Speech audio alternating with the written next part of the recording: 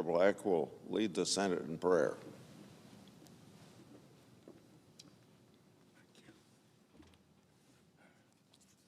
Let us pray. Gracious God, you have blessed us beyond our deserving, enabling our nation to continue to strive to be the land of the free and the home of the brave. Remind us once more that freedom isn't free. Inspire our national leaders to be people of diligence, integrity, and prayer. May they claim your promise in 2 Chronicles 7:14, that if they humble themselves, pray, repent, and seek you earnestly, you will hear their prayers, forgive their transgressions, and heal our land. And Lord, guide the fall 2025 Page class in all of their tomorrows. We pray in your magnificent name. Amen. Thank you. Will you please join me in the pledge? I pledge allegiance to the flag of the United States of America and to the republic for which it stands, one nation, under God, indivisible, with liberty and justice for all.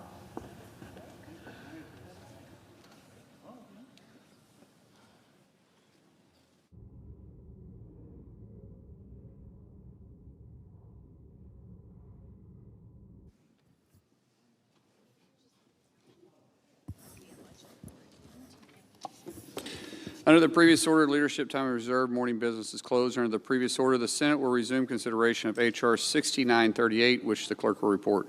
Calendar number 299, H.R. 6938, an act making consolidated appropriations for the fiscal year ending September 30, 2026, and for other purposes.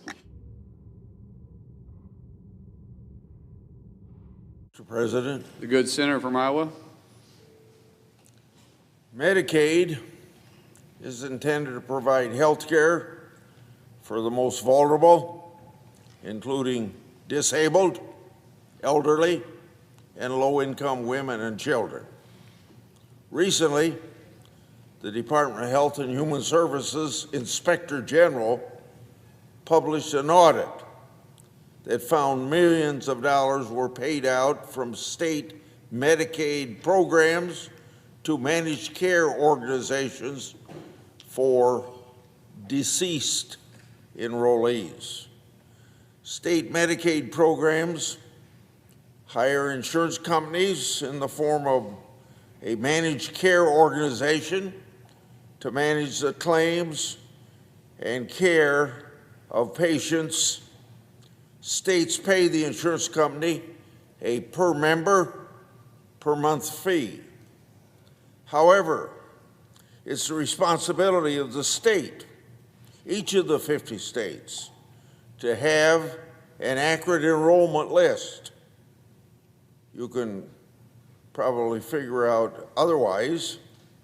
It will give the insurance company money for a patient who is no longer eligible for Medicaid, or in some cases, no longer alive.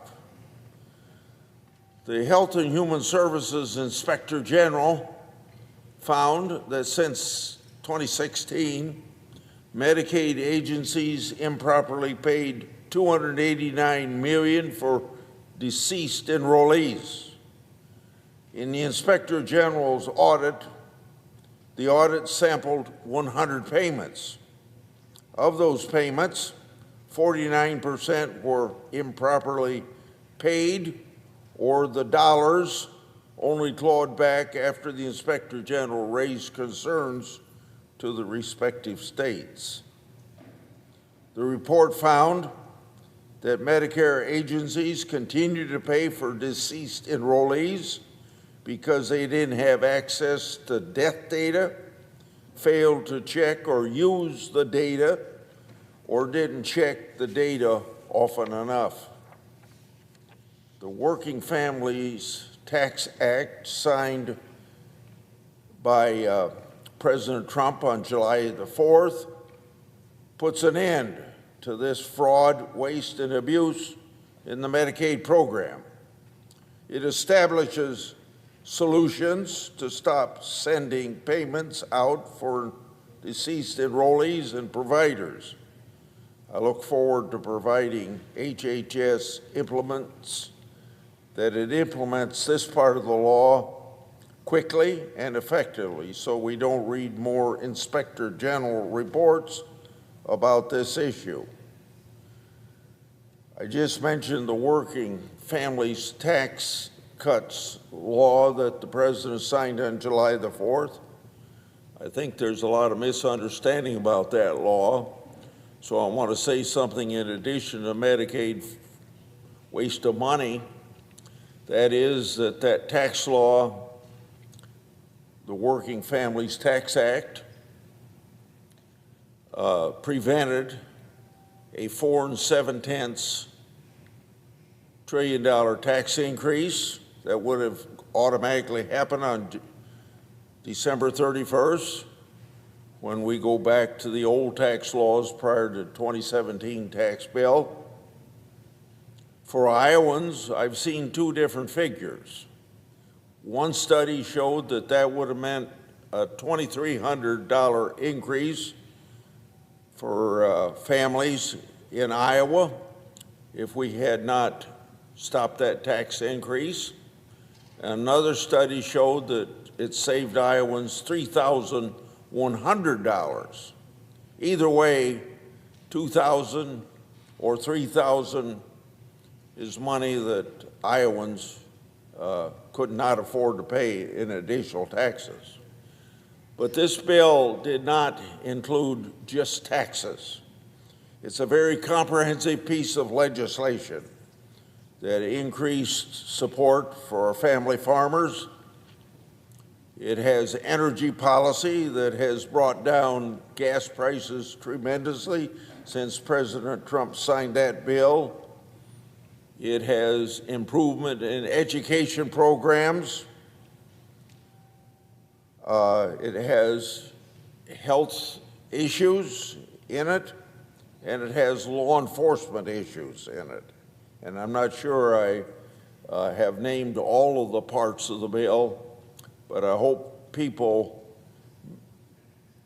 filling out their tax forms in 2026 and don't have to pay additional taxes understand that tax bill did a lot for the many segments of the economy that the president ought to be complimented for, and those of us in the Senate that voted for it could likewise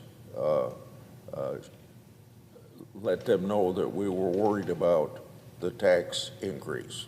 I yield the floor.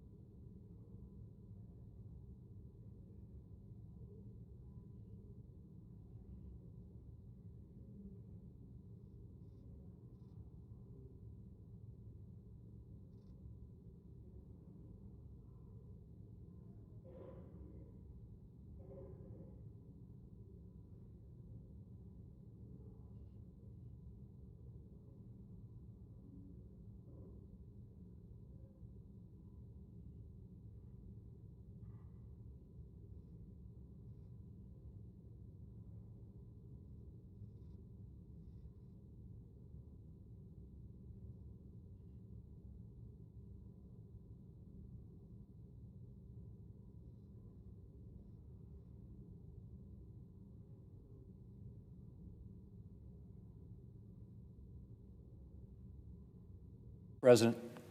Leader. Mr. President, I understand that there is a bill at the desk that's due for a second reading. The leader is correct. The clerk will read the title of the bill for a second time. S. 3627, a bill to require institutions of higher education to disseminate information on the rights of and accommodations and resources for pregnant students and for other purposes. Mr. President, in order to place the bill on the calendar, the provisions of Rule 14, I would object to further proceeding. Objection is heard, so the item will be placed on the calendar under Rule 14. Mr. President, today we expect to vote on a resolution to direct the removal of U.S. forces from hostilities in or against Venezuela. Even though the U.S. is not currently engaged in hostilities in or against Venezuela. That's right, Mr. President, we have no troops on the ground in Venezuela. We're not currently conducting military operations there. But Democrats are taking up this bill because their anti-Trump hysteria knows no bounds. Here are the facts, Mr. President. Nicolás Maduro is a narco-terrorist who helped lead the so-called Cartel of the Suns.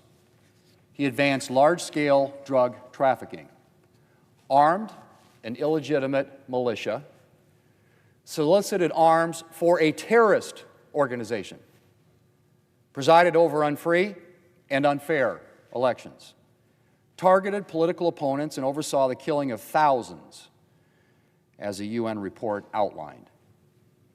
To name just a few, just some of his crimes, Mr. President.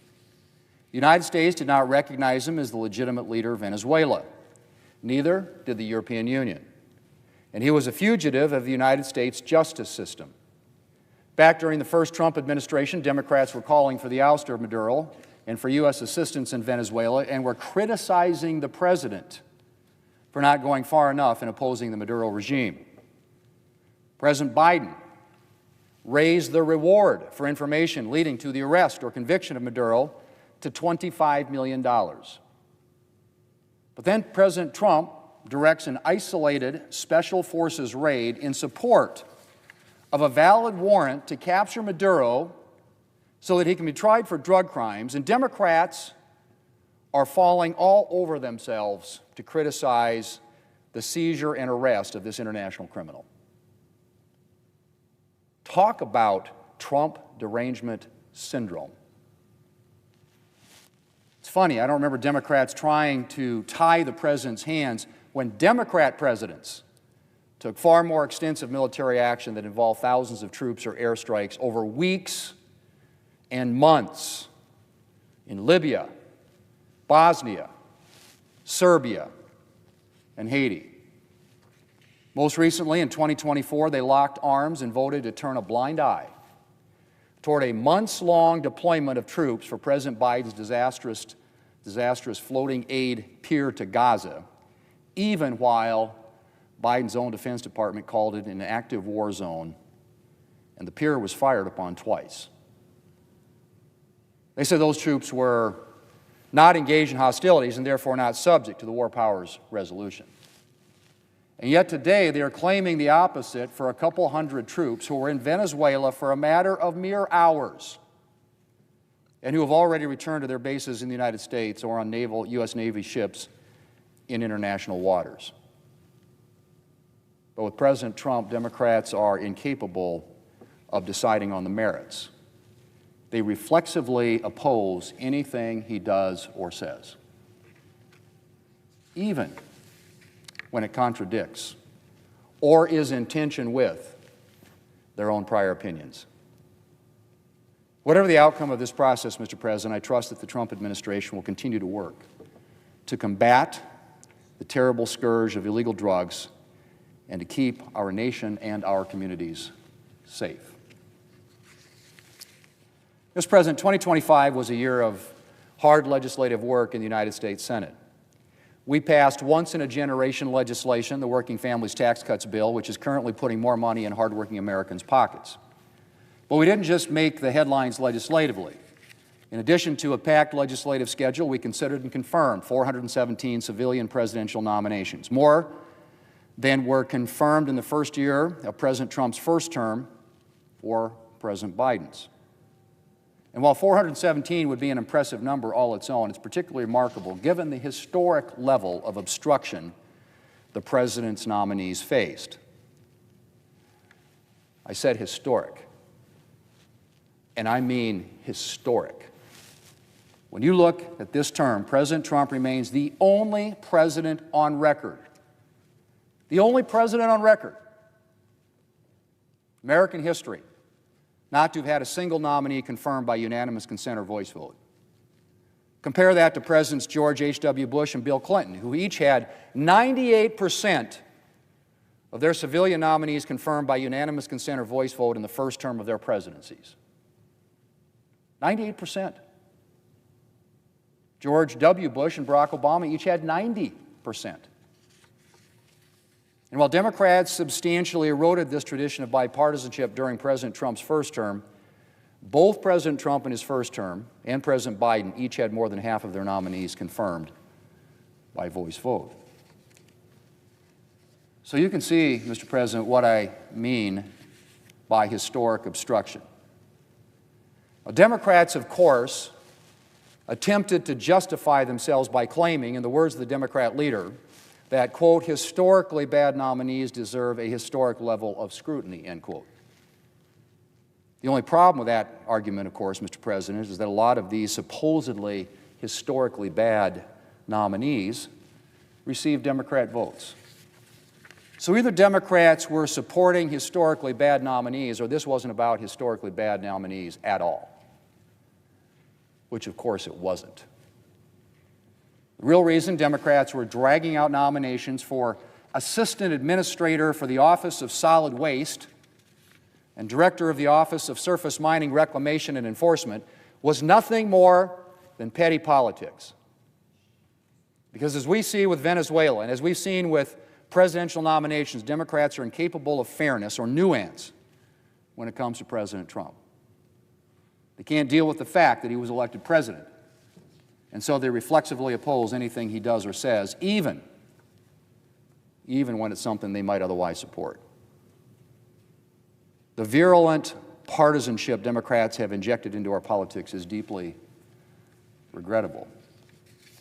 But Republicans, of course, have not let it stop us from achieving things for the American people, whether that's passing the working families' tax cuts or confirming 417 presidential nominees in the face of historic Democrat obstruction. And we are right back at it this year, confirming 4 nominees the first week of 2026. Mr. President, the American people elected President Trump. And Republicans remain committed to ensuring that he has his team in place so that he can do the work the American people elected him to do. Mr. President, I yield the floor, and I suggest the absence of a quorum. Clerk will call the roll. Ms. Alsobrooks.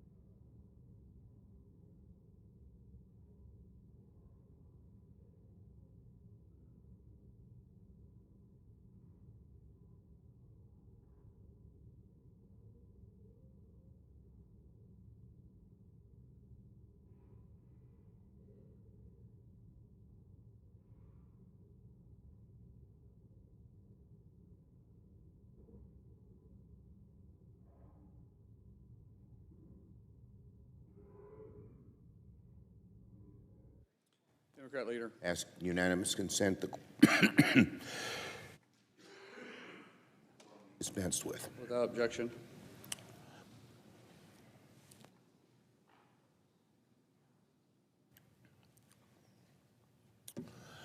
Mr. President, launching a criminal investigation to coerce the Federal Reserve is a dangerous crossing of the Rubicon, even for Donald Trump, who's crossed many Rubicons already, to his detriment and the country's detriment.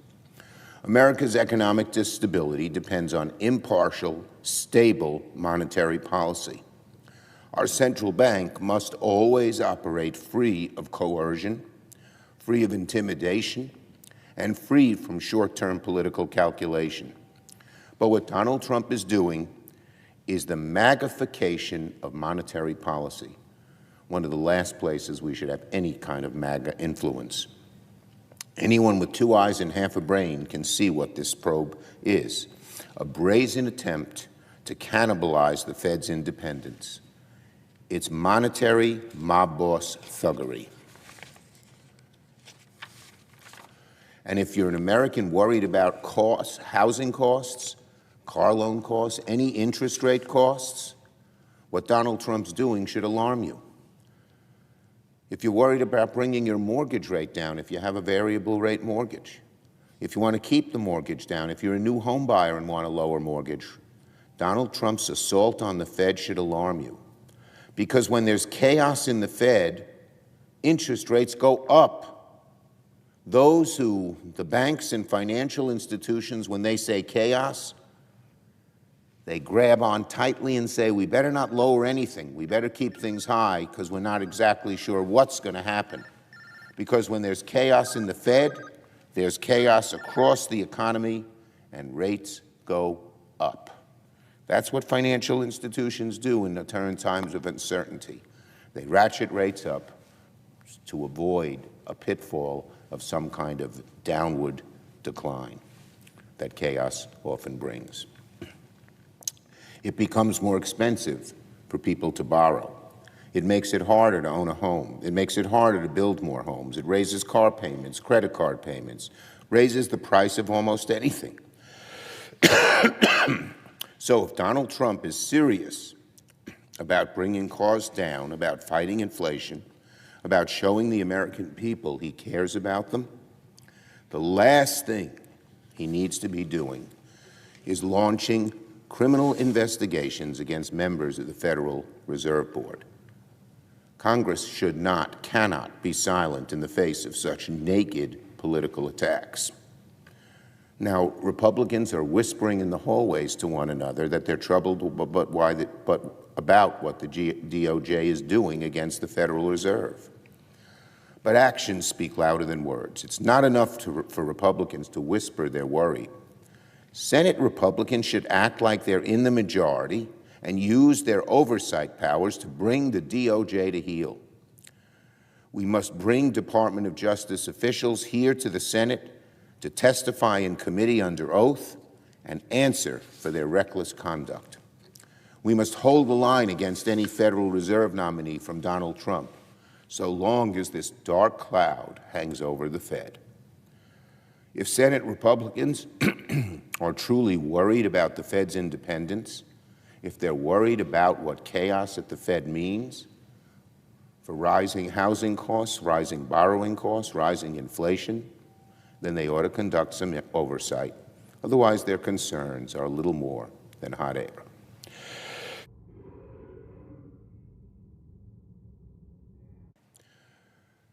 Donald Trump's fake populism.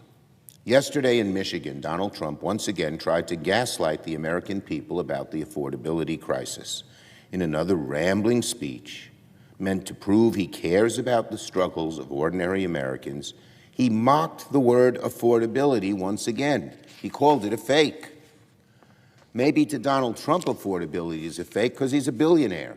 He doesn't have to go out and buy the groceries, buy a new car, sign up for a health care proposal that doesn't meet your family's needs.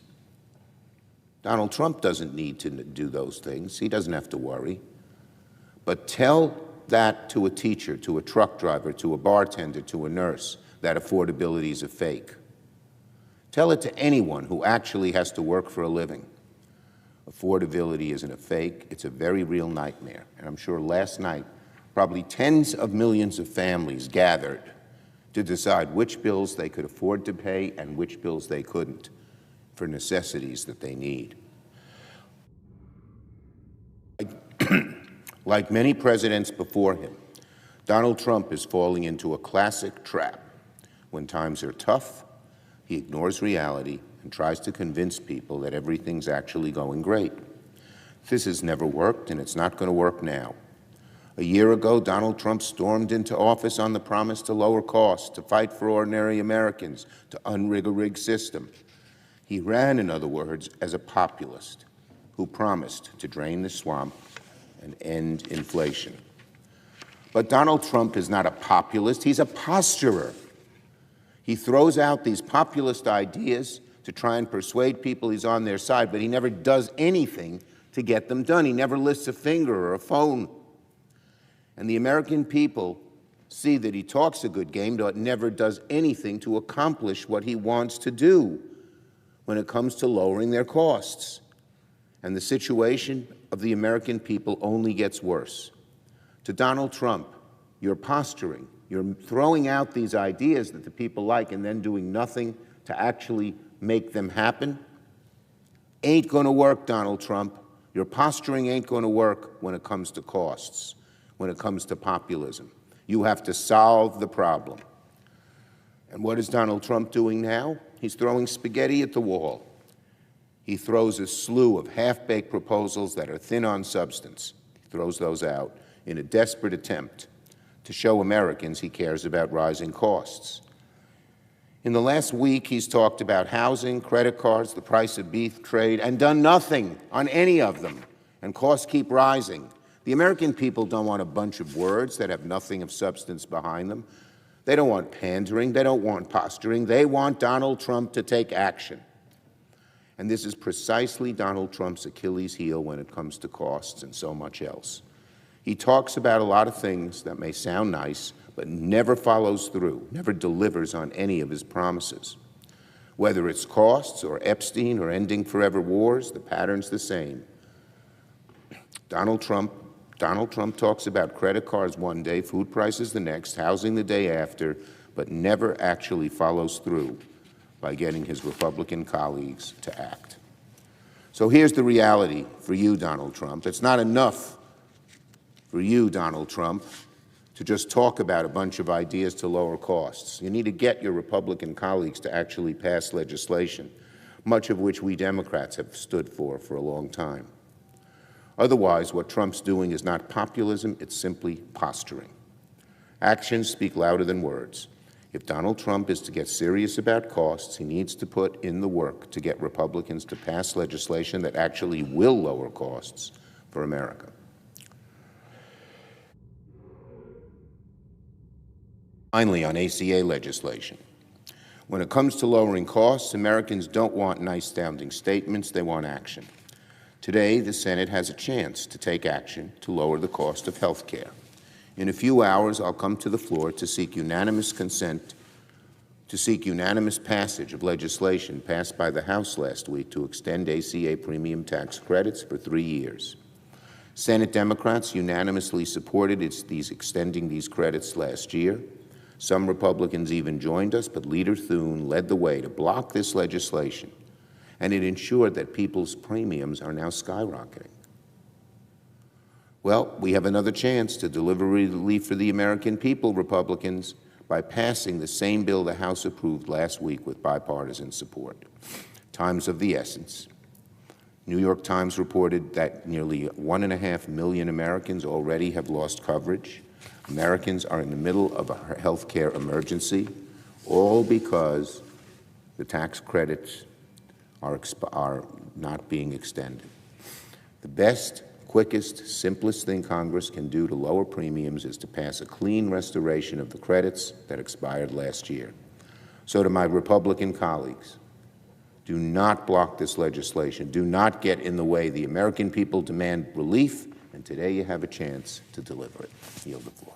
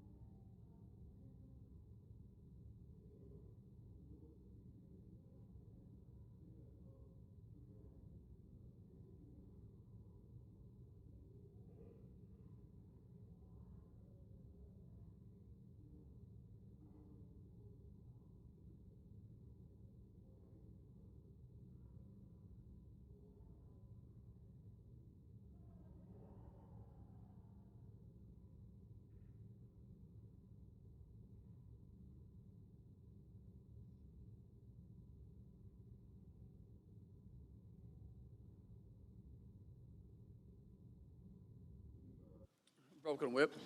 Mr. President, you know, Republicans have a simple message for the American people. And that is what we're doing here as Republicans is putting more money in your pockets, creating more opportunities for American people, for American families. And families all across America are feeling it today. Americans are no longer seeing these sky-high increases in prices like we experienced over the 4 years of the Biden administration. Not at all. 5 years ago, inflation began to soar because of the Democrats' reckless tax and spending plan. As a result, we saw inflation hit 40-year highs, and people suffered all across this country as a result.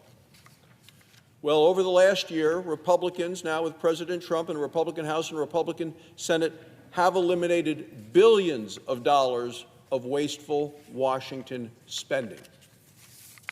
And we're seeing that the pressure on prices is easing. Families in more than 40 states are paying less than $3 a gallon for gasoline. In your home state of Oklahoma, my home state of Wyoming, it's at $2 a gallon for gasoline right now. Lower gas prices, as you know, Mr. President, they impact everything that a family does. Impacts everything in the country, from the cost of groceries, the cost of commuting to work, or to keeping going with a ranch or a family business. Energy prices affect all of it. And lowering prices are happening because Republicans are successfully changing the direction of the country. We promised to cut burdensome Biden regulations, regulations that have been punishing, penalizing, and we're getting it done. We promised to unleash American energy, and we've done it. We've delivered on our promises. You know, under the Trump administration, permits to explore for energy right here in America have gone way up. It's been successful. The United States has never produced more energy than we're producing today. Energy dominance is fueling our opportunity economy. It's making a difference in families and in their lives. America is standing by our manufacturers and helping them. And look, our working families tax cut law and the incentives in that are making a real difference for our economy. It's helping businesses build things, build them right here at home in America. You know, it allows for full expensing for factory improvements, new machinery, farm equipment. We're seeing that at the farms and ranches across Wyoming. I heard it at the Farm Bureau, I heard it with our stock growers. It's encouraging businesses to innovate. We have restored full and immediate expensing for research, for development, done right here in America. And you know, we've made those savings permanent. For businesses, that means it's more affordable to build at home in America. Not 5 years from now, but today. Not overseas, but places like Wyoming. And people are responding. These pro-growth policies are already driving a surge of business investment. More investment means more manufacturing at home and more American jobs, jobs that have been shipped overseas by the Democrats in the past. More manufacturing leads to high-paying jobs at home. Construction sites are booming. You're seeing it there in the construction sites. You're also seeing it at the assembly line. More innovation, more production means prices go down. And small businesses are the engine of America's prosperity. The Working Family Tax Cuts Law helps small businesses all across America. The law makes permanent the 20% small business tax deduction. Every Democrat voted against that. Republicans are focused on helping small businesses grow. So American workers are the clear winners in what we've done with the Working Families Tax Cuts Law. You know, what we put in that law, no tax on overtime. That means a lot for the miners and the linemen in Wyoming. They're going to be able to keep $1,400 more this year than their paychecks. Now, the Democrat leader, Senator Schumer, was just on the floor, and he talked about firefighters. Well, firefighters work a lot of overtime. They need to stay on the job. They do that. No tax on overtime now. That means more money in their pockets to take home. Firefighters, the nurses in Wyoming, they're happy with what we've done. Chuck Schumer, who was just talking about it, voted against it. The Democrats wanted to raise taxes by $4 trillion. How's that going to help our country? It's not. And then I heard Senator Schumer talk about bartenders. Well, we say no tax on tips. Bartenders get tips as part of their pay. So do waiters, waitresses. Lots of people work with tips. No tax on tips. Every Democrat voted against that. That was taking money, what the Democrats would do. They'd rather just take that money for themselves. They like the tips. They want it to go to the tax so they can spend more. We said no tax on tips. Look, this is money that our workers in America have earned. They ought to be able to benefit from it. Not going to be wasted away anymore by these unaccountable, unelected, heavy-handed bureaucrats who think they know better than the American people. And it's certainly not going to continue to be stolen like it has been by these fraudsters in Minnesota while the Democrats looked the other way. In all, American workers are going to see higher take-home pay, more money in their pockets, thanks to what we passed with the Working Families Tax Cut Law. Republicans are creating an economy that works for working Americans. We're creating a prosperous America, where citizens are free to use their money. If they want to save it, they want to spend it, they want to invest it, they get to decide. They want to use it to build a small business. Good. They want it to control their family's future. Perfect. It's no wonder that the University of Michigan found that consumer sentiment continues to go up. That confidence rose the most among blue-collar workers, the workers who were hit the hardest by the Democrats' unaffordable economy. Republicans were successful in stopping the Democrats' $4 trillion tax increase. We eliminated burdensome regulations. We unleashed American energy. We're getting America back on track. So that's why today Americans are seeing more money in their pockets. They're going to see bigger tax refunds. They're going to see more opportunities in their future. That's what Americans voted for last November, and that's what Republicans have delivered. And this economic progress is just the start of the prosperity to come. Thank you, Mr. President. I yield the floor.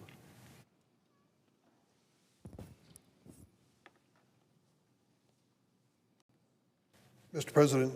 Democrat Whip. Mr. President, my friend and colleague from Wyoming mentioned many things about the Republican tax bill, but he failed to mention the most important part of it. It ended up giving tax breaks to the wealthiest people in America. It ended up cutting $1 trillion from the Medicaid program. Wait until that cut works its way through the economy to your local hospital and clinic and watch what happens. They've already warned us. Unless something's done, there's going to be a lot of closures and a lot of reductions of services in these hospitals in rural areas and small town and inner city. That's a fact. If you want to give tax breaks to the wealthiest people and you don't care about the impact on the regular families of America, that's exactly what happened with the Republican tax bill. And that's the reason why Democrats did not support it. We believe that tax cuts should be geared toward working families who are struggling with affordability. President Trump gave a speech yesterday in Michigan and choked on the word affordability. He hates it. It's a Democratic word. It's a hoax. It's a fake. It's reality. It's reality. I don't know how often the President of the United States, and I'm sure he never has a chance, gets to go shopping at the local grocery store. I do so almost every weekend I'm home. I see what's happened to prices. My wife reminds me, other families remind me, the cost of living's gone up. And you could give tax breaks here and there and the other place, and primarily to wealthy people. It's not going to provide the kind of relief that working families desperately need. That's one of the issues that will be decided by the voters in the next election. Mr. President, on another topic, the year was 1939, and there was a ship that sailed from Germany destined for Cuba. It was bringing Jewish refugees from the Europe that was falling into Nazi control to a free place to live in Cuba. Unfortunately, as that ship, the SS St. Louis, approached Havana, Cuba, it was turned away. They wouldn't allow those Jewish passengers to find freedom in Cuba at the time. They then appealed to the United States, to President Roosevelt and his administration, and they too turned them away. The ship got so close, according to press reports, they could actually hear the bands playing in the nightclubs in Miami, but they couldn't land their ship. And so they took the SS St. Louis back to Europe, 1,000 Jewish refugees. Many of them became victims of the Holocaust. It was a bitter lesson learned, particularly in time of war and strife, that there was a need for countries where there was peaceful situation to step up and do their part to try to help refugees and those seeking asylum. After World War II, the United States decided the SS St. Louis was a valuable lesson. We started leading the nations of the world in accepting refugees. It was an act of mercy, a humanitarian response to the reality that these people were facing. And we were proudly leading that effort for decades until very recently. Under this president, the whole situation and policy have changed. This administration is unfortunately highlighting a policy that turns away refugees. The Trump administration has diverted resources from law enforcement and national security efforts to focus on arresting immigrants who pose no threat to public safety. We've seen it in Chicago, we've seen it in Minneapolis and other cities. This administration is targeting legal immigrants who followed every rule and regulation. Over the past few months, the Trump administration has issued a flurry of new policies effectively ending lawful immigration for individuals from 39 countries. It harkens back to the bitter experience with the SS St. Louis. In November last year, President Trump used the tragic shooting of 2 National Guard members to justify a freeze on all new visas of Afghan nationals. Many of these visa applicants fought against the Taliban alongside American forces and now must flee Afghanistan to avoid punishment or death for the crime of working for us. President Trump has abandoned them. So much for loyalty. These men and women in Afghanistan decided they would risk their lives to stand by our soldiers during that conflict. They survived, and now they're asking us to protect them from the Taliban's excesses. The president has decided no thanks. He slammed the door on Afghan nationals who risked their lives to save the lives of American soldiers. And he didn't stop there. In addition to suspending visa applications for Afghan nationals, the Trump administration paused all asylum and refugee decisions. The Trump administration has extended broad immigration bans to anyone from 39 different countries, including individuals from those countries who are already in the United States. Going through an asylee claim, a refugee claim, playing by the book, takes months and sometimes years in refugee camps. People go through extensive background checks before they're even considered to come to the United States. In this situation, those who have successfully made that journey are once again in jeopardy of the new Trump policy. The administration is reviewing again all legal immigration cases already approved for individuals from the banned nations. To be clear, this expansion is not limited to nationals of countries on the list. It also includes anyone who's been born in any one of those countries, even if they live the majority of their life somewhere else. My office has received reports that Canadians born in Iran have been impacted by this new Trump ban. There have even been reports that the ban has stopped parents who've completed every step of the adoption process for bringing their new babies to the United States. The administration has claimed this is about vetting immigrants to protect public safety. But tell me, does it make sense to deny entry for a baby for vetting reasons? What the president has done is bring down the hammer on those who are legally immigrating, what he calls, quote, from S-hole countries. Remember that phrase? When the president during his first term referred to those from Africa and Haiti in profane and racist terms in the Oval Office, at the time the White House denied having said that. But I was there, physically present, when the president made those statements not once but twice. I was in that meeting, and I confirmed that he used those vulgar terms referring to people from other countries. 2 Republican senators publicly accused me of lying. Well, at a rally in Pennsylvania last month, President Trump bragged that he indeed used that slur that I referred to earlier. And at a cabinet meeting last month, he publicly called Somali immigrants, quote, garbage. The President of the United States referred to people from Somalia as garbage. Just yesterday, the administration announced the termination of Somali's designation for temporary protected status. TPS allows immigrants from a country that is unsafe to temporarily remain in the United States. Does the President really think Somalia is a safe or stable place for these individuals to return? I think not. He just doesn't care.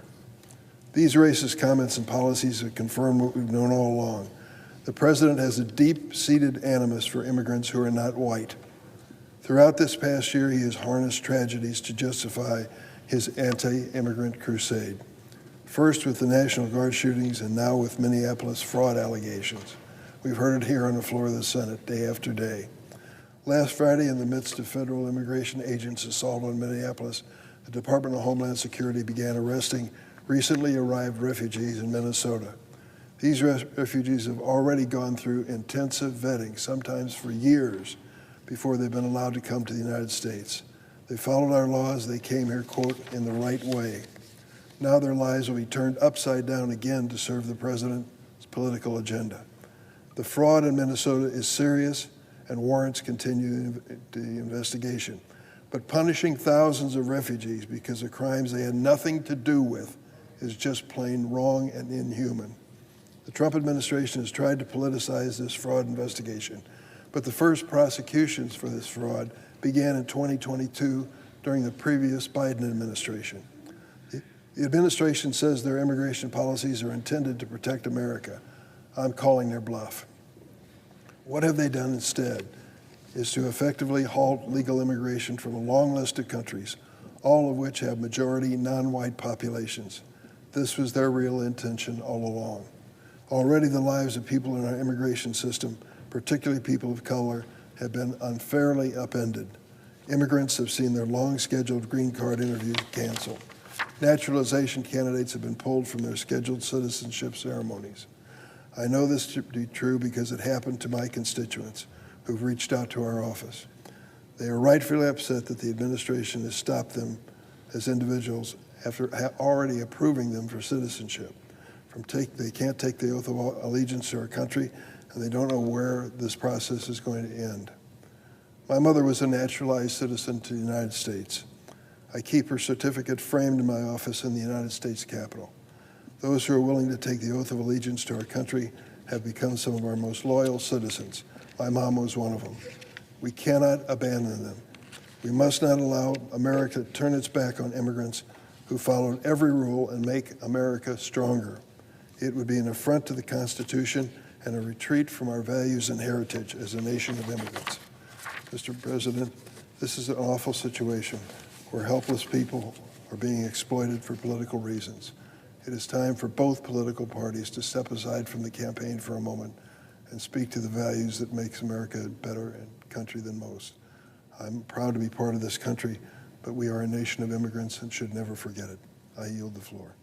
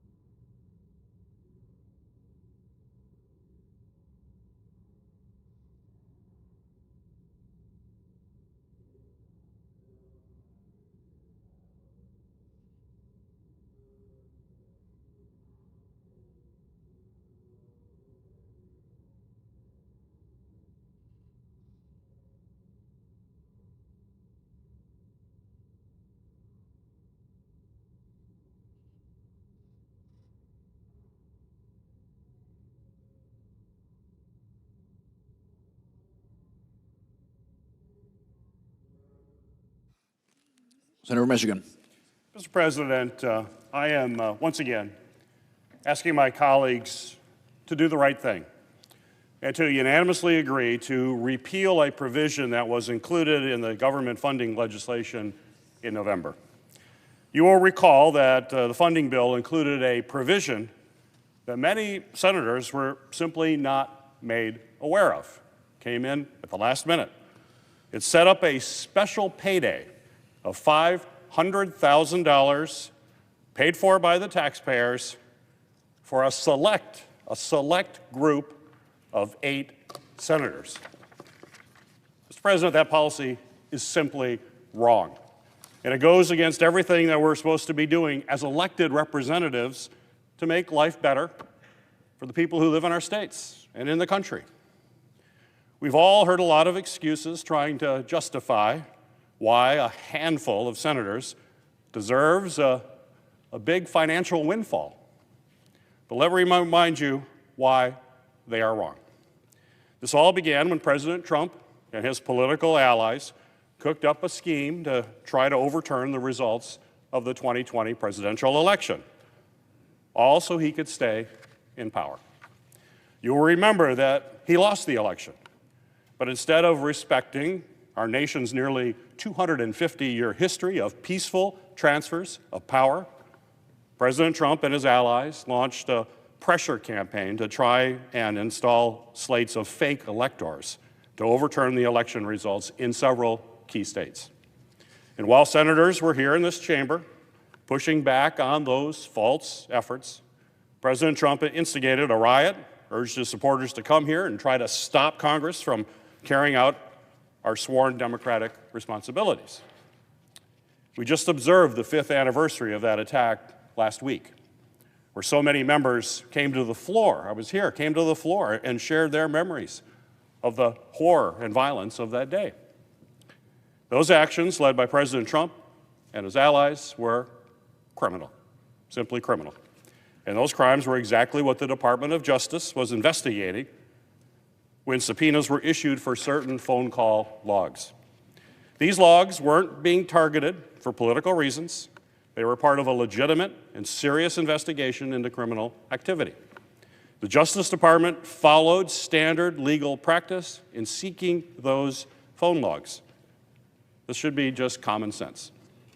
But unfortunately, there are those who believe a select group of senators have the right to profit from being caught up in a legitimate criminal investigation. And they're okay with American taxpayers footing the bill. They've claimed that this provision was never meant to enrich senators, but the reality is there's nothing in the law to prevent that from actually happening. They've claimed that the special counsel and the judge overseeing this matter acted in bad faith. But in reality, there was no departure, absolutely no departure from established Department of Justice and judicial practice. Now, I'm not opposed to debating the merits of this matter and determining whether there needs to be forward-looking changes. In fact, I would support some of those forward-looking changes. But that's not what's happening right here. Instead, without any thoughtful consideration, this body approved a provision to retroactively rewrite the law and set up the opportunity for special financial payments to a select group of senators. When our House colleagues, they learned of this, they were as surprised as most all of us that were here in this chamber. Our House colleagues did the right thing.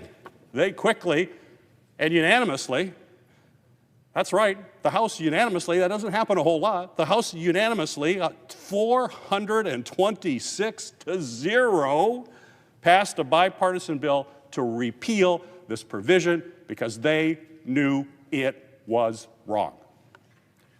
We should be here working to lower costs for our constituents and not using taxpayer dollars irresponsibly. I hope my colleagues will join me in righting this wrong today.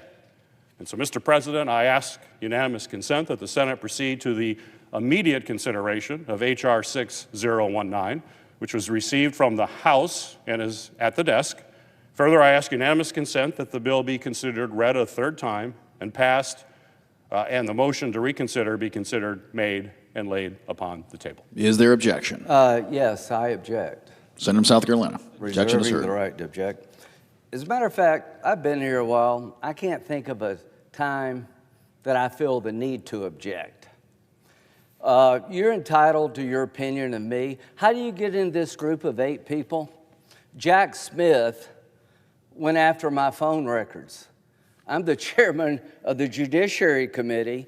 We find out later that this political motivated hit job against President Trump by Jack Smith got 8 of us, and there's probably more.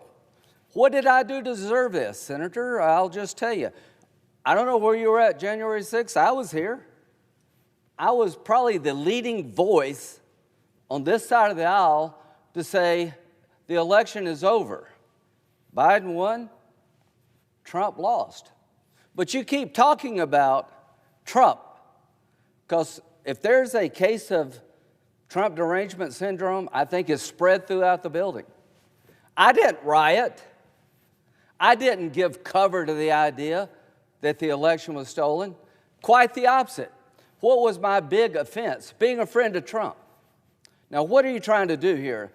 Do the right thing? The right thing is to continue to investigate Jack Smith for turning the law upside down, for creating a precedent that should scare every senator in this body. The law is pretty clear. There's a statute on point that the Senate, even with a non-disclosure order, is supposed to notify the members when somebody wants our phone records. We're a separate branch of the government, and you don't seem to be upset at all because they're coming after Trump and a friend of Trump. Now, when we do something, you know, we're out to destroy Trump, and anytime we look at what y'all did, you know, we're, I guess, a bunch of crooks. Now, let's talk about me and enrichment. The Democratic majority Senate leader, Senator Schumer, signed off on this. So I want the world to know, and the world's paying no attention because it's blowing up right now, that this provision was coordinated between Senator Thune and Schumer, because a lot of people are worried if they can do it to Republicans, and maybe they'll do it to Democrats. So the idea that 8 of us cooked something up is ridiculous. We talked to your Democratic leadership. The fact that they didn't talk to you is your problem with them. Now, what happened? We sent to the Ethics Committee what we're doing, and they didn't send anything back. Now they have.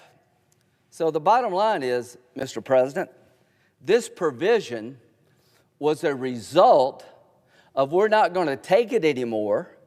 The law was flagrantly violated, I believe, but he's already made a decision, Senator Peters says, that Jack Smith was lawfully in the right here. We'll have a hearing. He's already decided that Jack Smith was right to find my phone records. Based on what?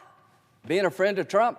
I will take this to the court. And if your goal is to intimidate me, boy, you don't know anything about me. If your goal is to try to cover up a valid inquiry and stop Jack Smith from being looked at, it ain't happening. I am more determined than ever to find out how Arctic frost got so off the rails. Within 3 days of Trump announcing, I'm going to run again, the process started, and within 6 months, he had 91 felony charges in Manhattan, Atlanta, Georgia, and Washington, D.C., and Florida. I had to spend $1.2 million to go down to Georgia for the Fannie Willis debacle. So this will be looked at. Was there a coordinated effort between Jack Smith, the special counsel, and the most liberal jurisdictions in the country to knock Trump out of the race by throwing everything you could at him, whether it made sense or not, and his friends? See, I don't know, but we're going to find this out, Senator Peters. We're moving forward. You have made up your mind.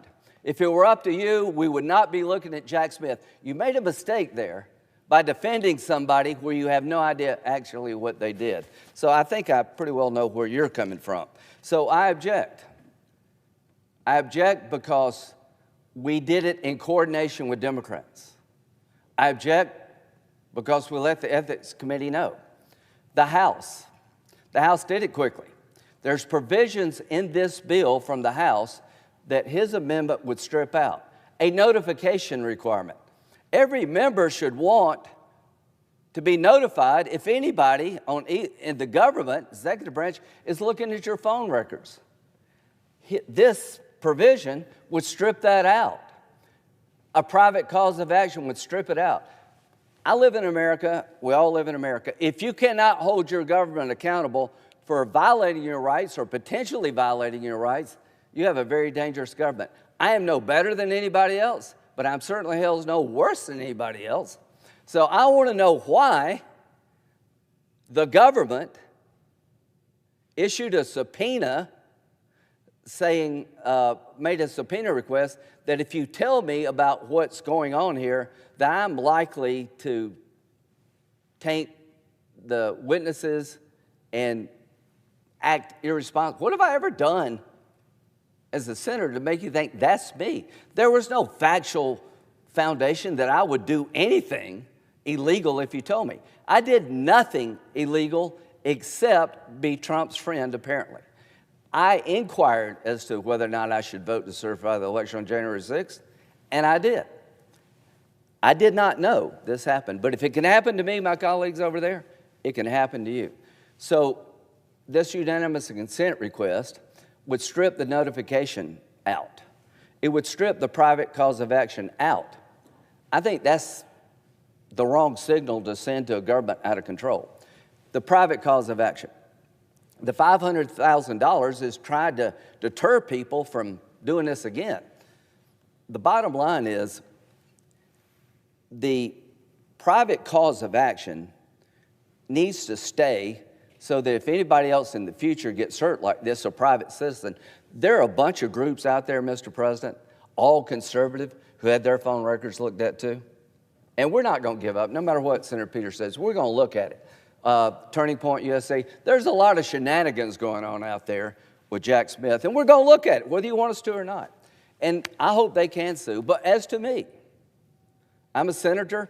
If this provision, the private cause of action, is seen out of line with what the Senate rules now, I will gladly fix that.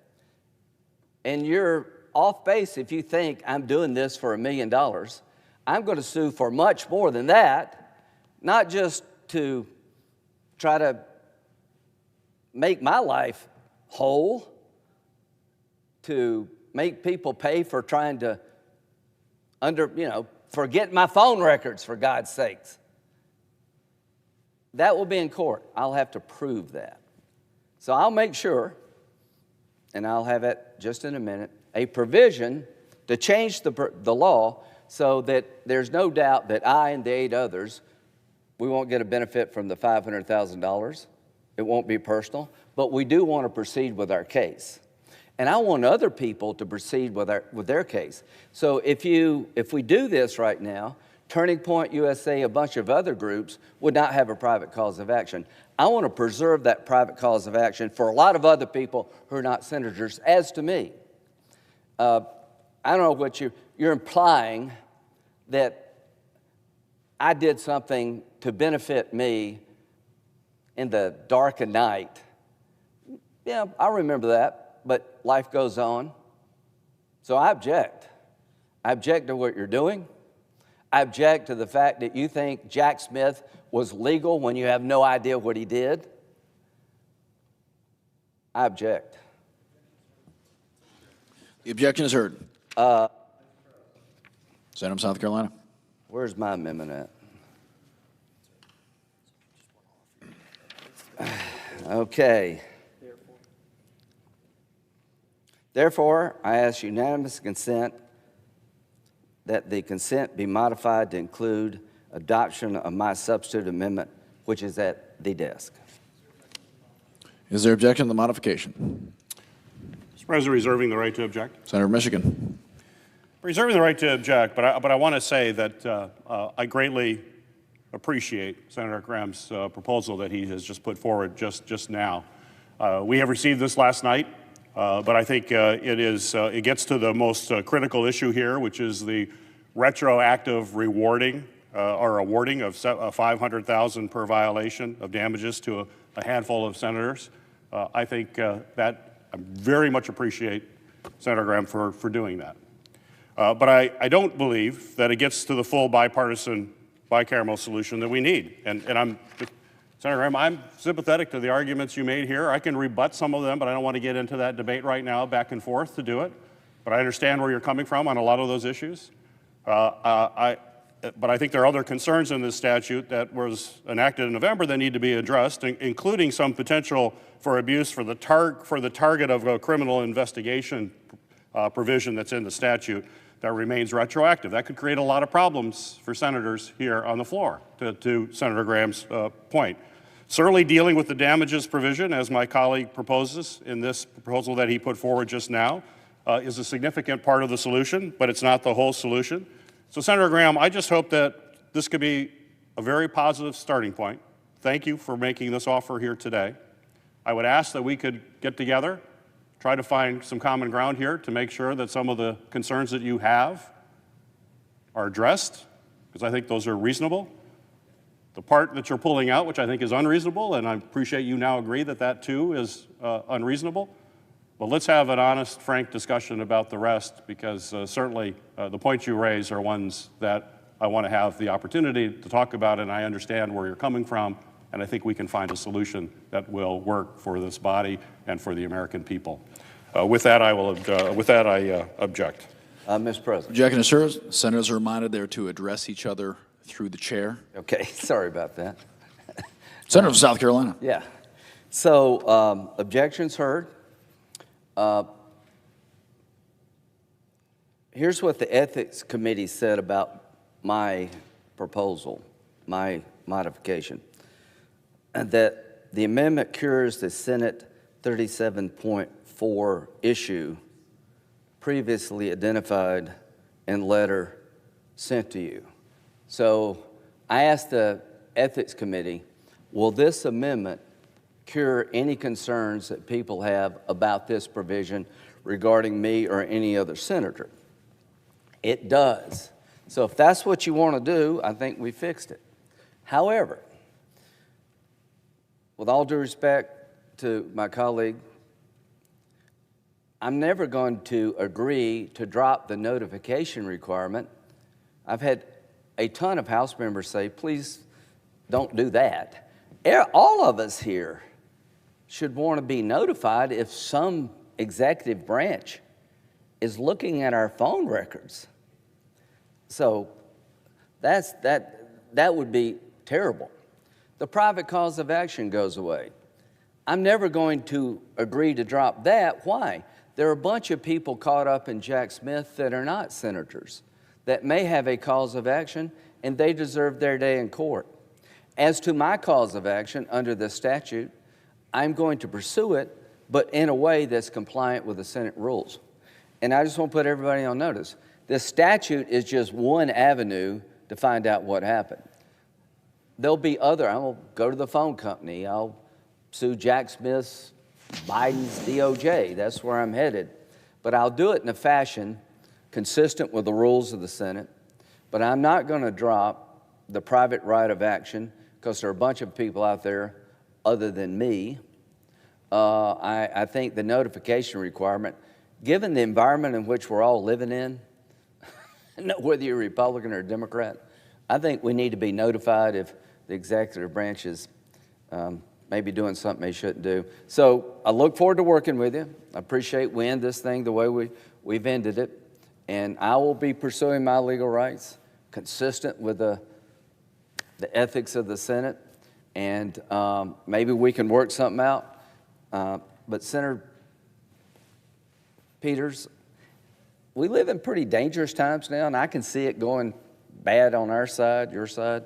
We need to protect these institutions the best we can from things that may come our way. It's me today. It could be y'all tomorrow. and I love the institution. People want to change the rules, make it the House. I don't. So thank you very much. I yield. Mr. President. Senator Michigan. Mr. President, just a response for Senator Graham. I appreciate that offer and the notification requirement that you bring up. I believe in that. I think it's absolutely critical that we have that for the reasons that you cite. There are some problems in the provision that we think there's some glaring exceptions to that would allow folks to say, no, we're not going to notify you. That's unacceptable. We should make sure that that notification requirement applies without the abuse of the administration, regardless of who's there, on what side, because you're right. Ultimately, our job is to protect this institution as a co-equal branch of government. You and I share that sincere belief, and I think these are just some technical aspects that we can work out, and I look forward to that opportunity. We'll start it here soon. Thank you.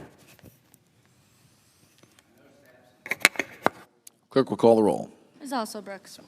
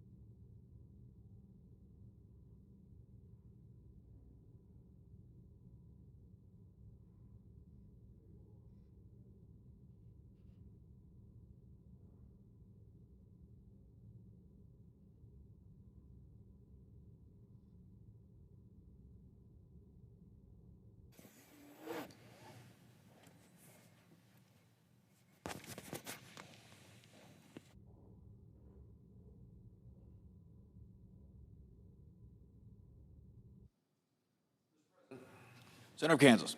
Mr. President, I ask unanimous consent that the quorum call be lifted. Without objection. Mr. President, today I have the opportunity to rise here on the Senate floor and speak in support of the appropriations package that's currently before the United States Senate, which it happens to include funding for commerce, justice, science. I chair the Appropriations Subcommittee on Commerce, Justice, and Science, and I'm pleased that this legislation provides significant and important resources to support our nation's federal, state, and local law enforcement in their shared mission to keep America safe. The package that we will debate and discuss and vote on this week makes targeted investments in federal agencies and departments that conduct critical scientific research, bolster economic growth, promote U.S. energy independence, and strengthen our nation's national security. These priorities are achieved while also making thoughtful reductions in spending to ensure that taxpayer dollars are being wisely spent.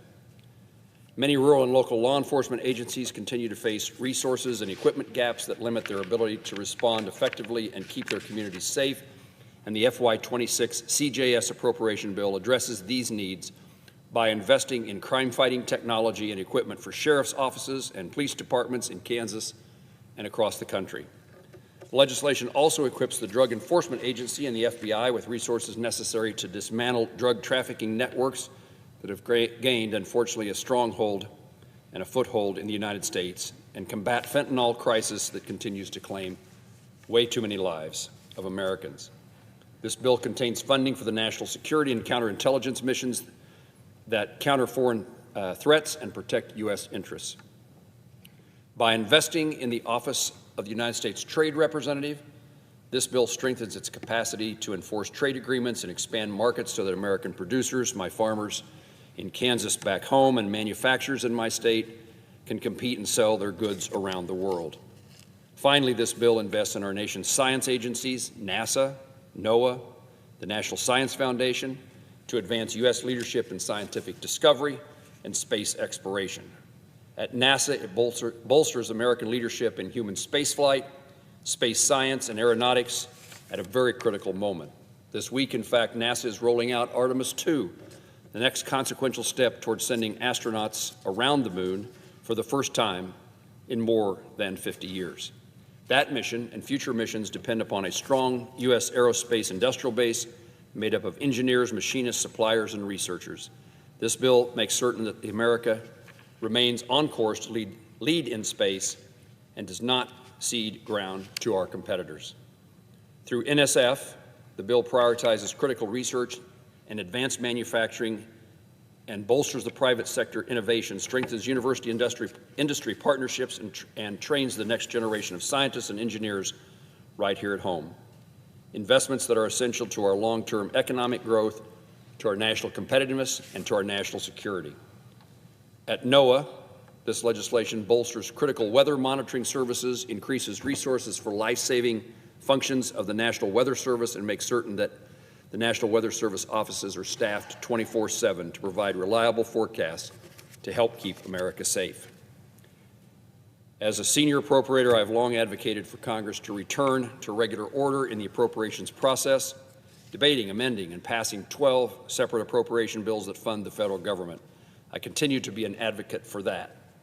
This package reflects that work, and I commend Chairwoman Collins, Vice Chairman Murray, and my colleagues on the Appropriations Committee for their efforts. I also thank my colleagues in the Senate more broadly who have been so willing to allow us to proceed to get to this point today. I want to thank the CJS subcommittee staff for their hard work and dedication, long hours.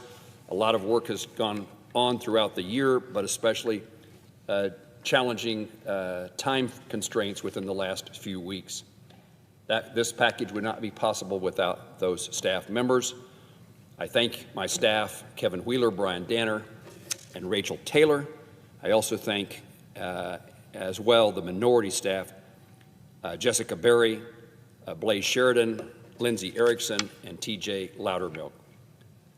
This legislation that is Commerce, Justice, Science, Appropriations Subcommittee work product, this legislation strikes a careful balance, funding critical resources while also protecting the limited taxpayer dollars. The spending that we always worry about being too much is addressed in this legislation to make sure that we are on a different path than continued borrowing and spending. I strongly urge my colleagues to support this package, to provide these agencies with resources that need to keep our nation safe, promote U.S. leadership, and make certain that America remains a leader in space. This bill funds the Department of Commerce, the Department of Justice, and a number of science agencies such as NASA and NSF. It is important to the country that this bill occurs. It's also important to the country that we avoid a shutdown at the end of the month, and the bills that we pass this week go a long way in making that shutdown much less likely. Mr. President, I thank you for the opportunity to speak to you and my colleagues, and I yield back.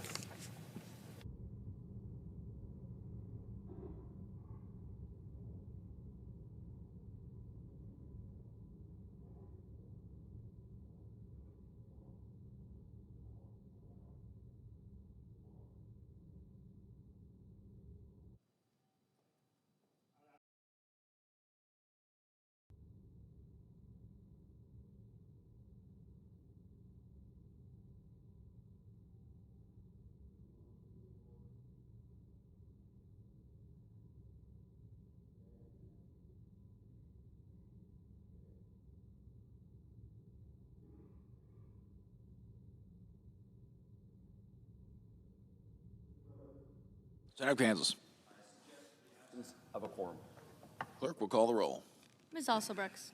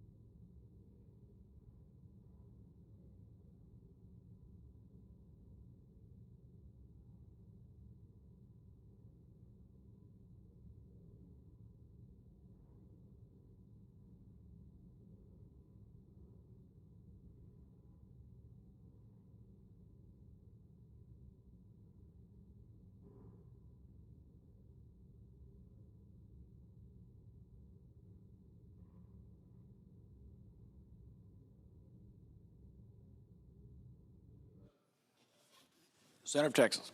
President, I ask unanimous consent that the quorum call be dispensed with. Without objection. Mr. President, we all remember the tragic murder of Specialist Sarah Beckstrom on the eve of Thanksgiving.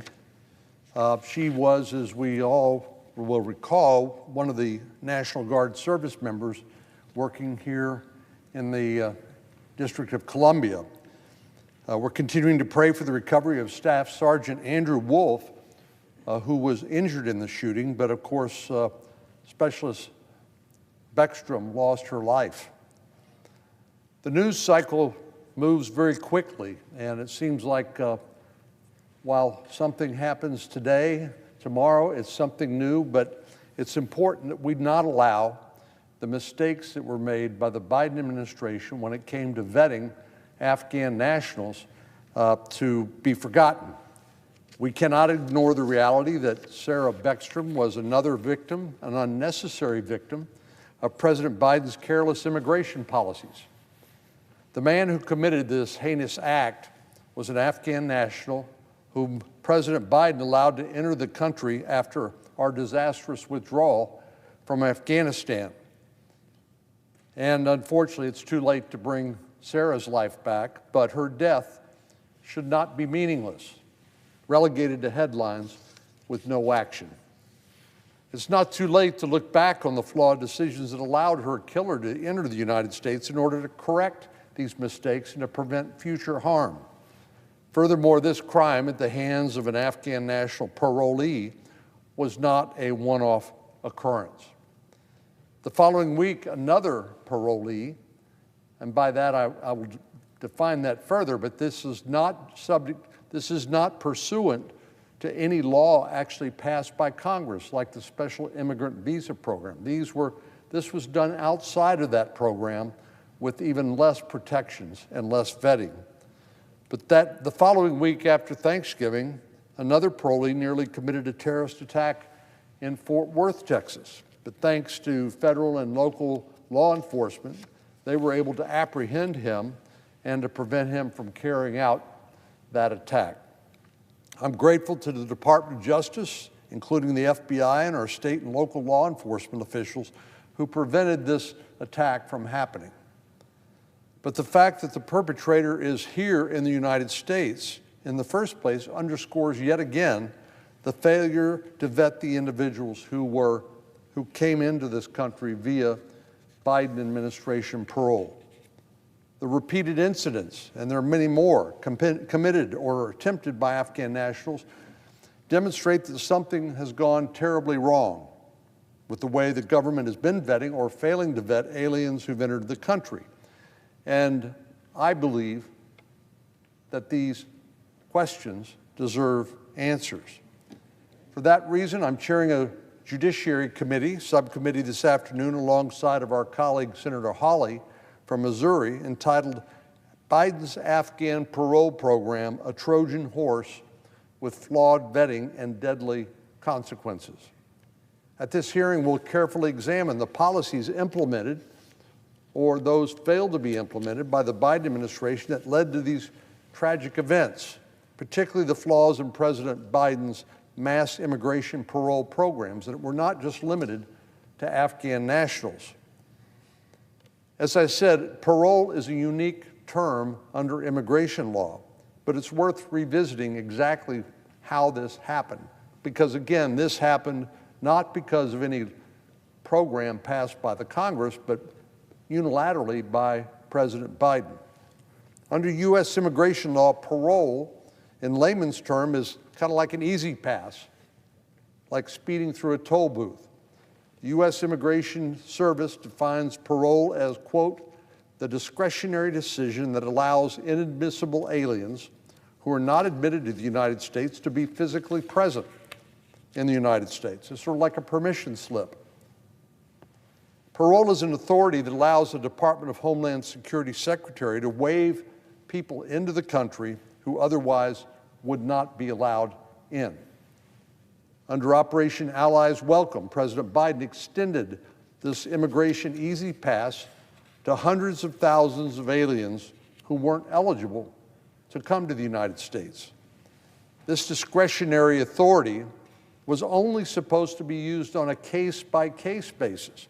It's an authority that President Biden repeatedly abused, not only in this program, but at the southern border as well, to admit hundreds of thousands, even millions of individuals into the country during the Biden years and their open border policies. But even though this authority is supposed to be used only on a case-by-case basis, the Biden administration turned this exception into the rule. And now we also know that when it came to the Afghan parole program, Operation Allies Welcome, the Biden administration allowed in many aliens who had not been fully vetted, including the man who drove across the country to murder this young National Guardsman, and the man who threatened to carry out a suicide bombing in Fort Worth, Texas, who were not eligible to enter the United States but for this discretionary easy pass issued by the Biden administration without adequate protections for the American people. As we'll learn at the hearing, in most, if not all cases, the Biden administration did not know exactly who these people were. Many of them could not say when they were born or even their own last name. I think we sort of fail to recognize the population we're dealing with of individuals in Afghanistan, many of whom are functionally illiterate. And of course, many of them were coming from this country that was war-torn and literally run by the Taliban, which is an international terrorist organization. Consequently, many of these aliens have likely committed acts of terror or have ties to terror groups. In some cases, the United States government was asking the Taliban to verify information on these individuals. Now, that strikes me as rather bizarre. The Taliban, a terrorist organization who would kill many of the Afghans who cooperated with the United States military, were actually asking them to verify the identity and eligibility of these individuals to enter the United States.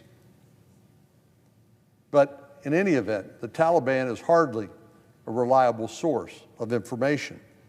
The lack of information on these parolees also raises the possibility of a preliminary background check coming back clean because there simply wasn't enough information available to determine whether this person was safe or not.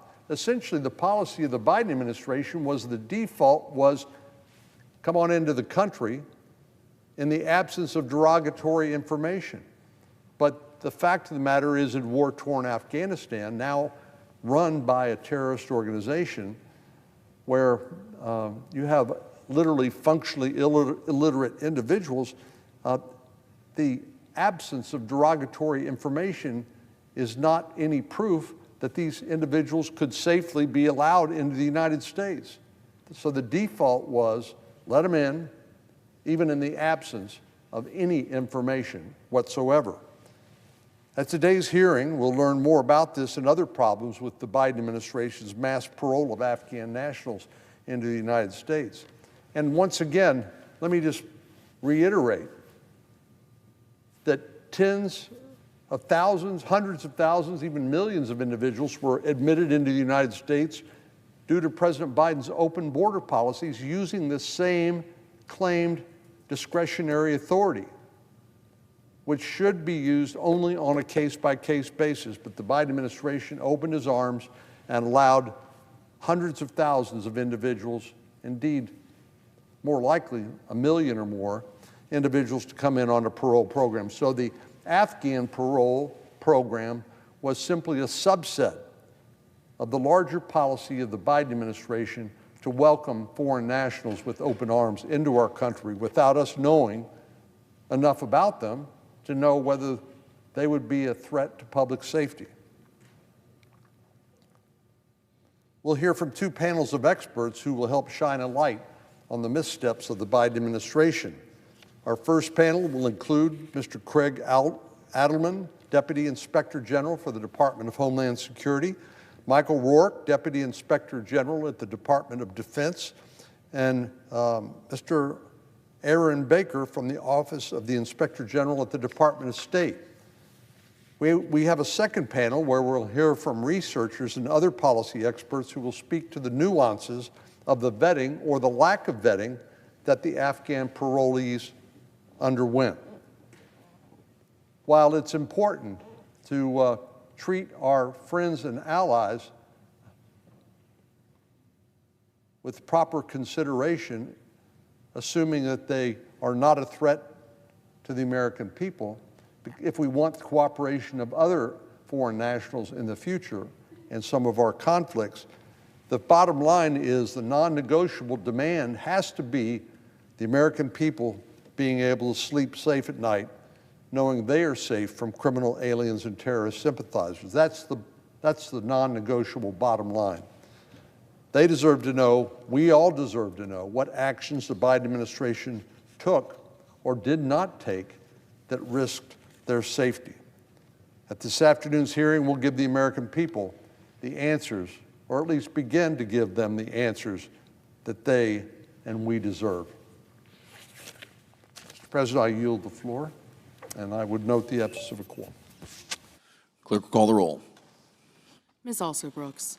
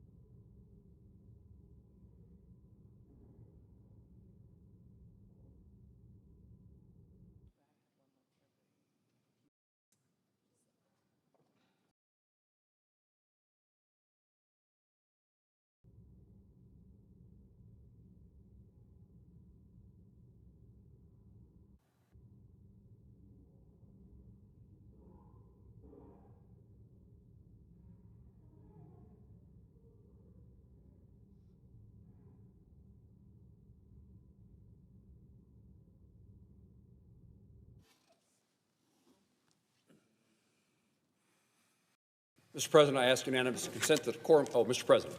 Senator Kansas. Mr. President, I ask unanimous consent that the quorum call be lifted. Without objection. Mr. President, today I rise to honor the passing of a 101-year-old Kansan World War II veteran and American hero, Horace Jim Sharp. Mr. Sharp was born in Morris County, Kansas, and he spent his early years tending to the family farm, not an unusual thing in Kansas, and certainly not in his generation. At age 19, Jim surrendered his farm deferment, courageously volunteering to serve his nation in the United States Army during World War II.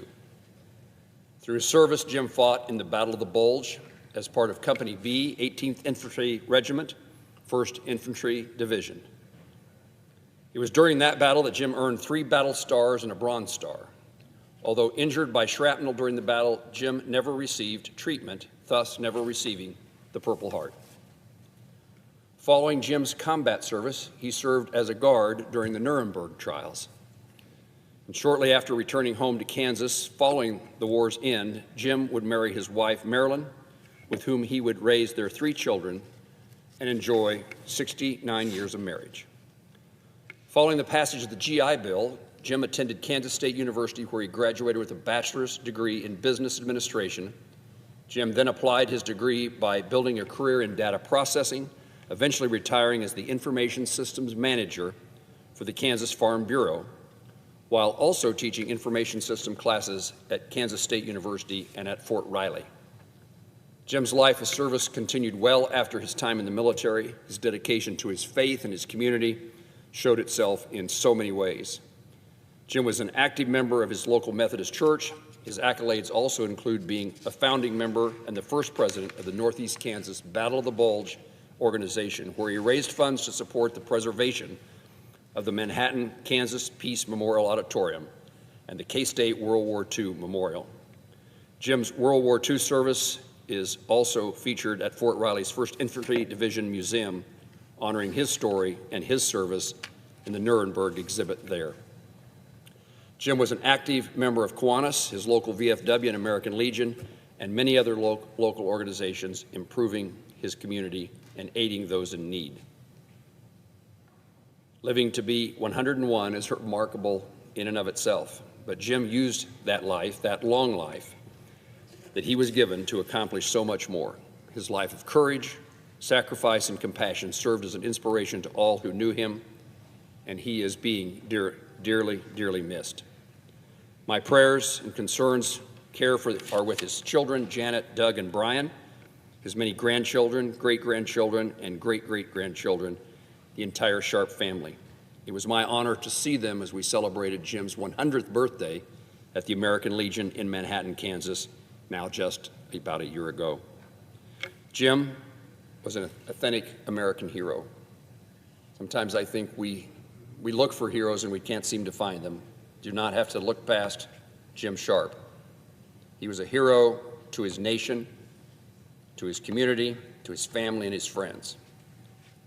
May Jim's legacy not be forgotten, his service honored, and we say to him in these days, thank you for your service. We respect you and we are grateful. Mr. President, I yield the floor and note the absence of quorum. Clerk will call the roll. Ms. Also Brooks.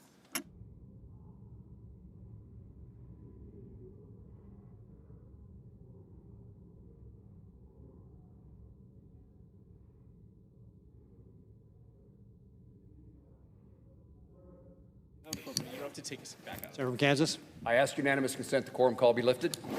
Without objection. Mr. President, I have 5 requests for committees to meet during today's session of the Senate. They have the approval of the majority and the minority leaders. Duly noted. I yield the floor.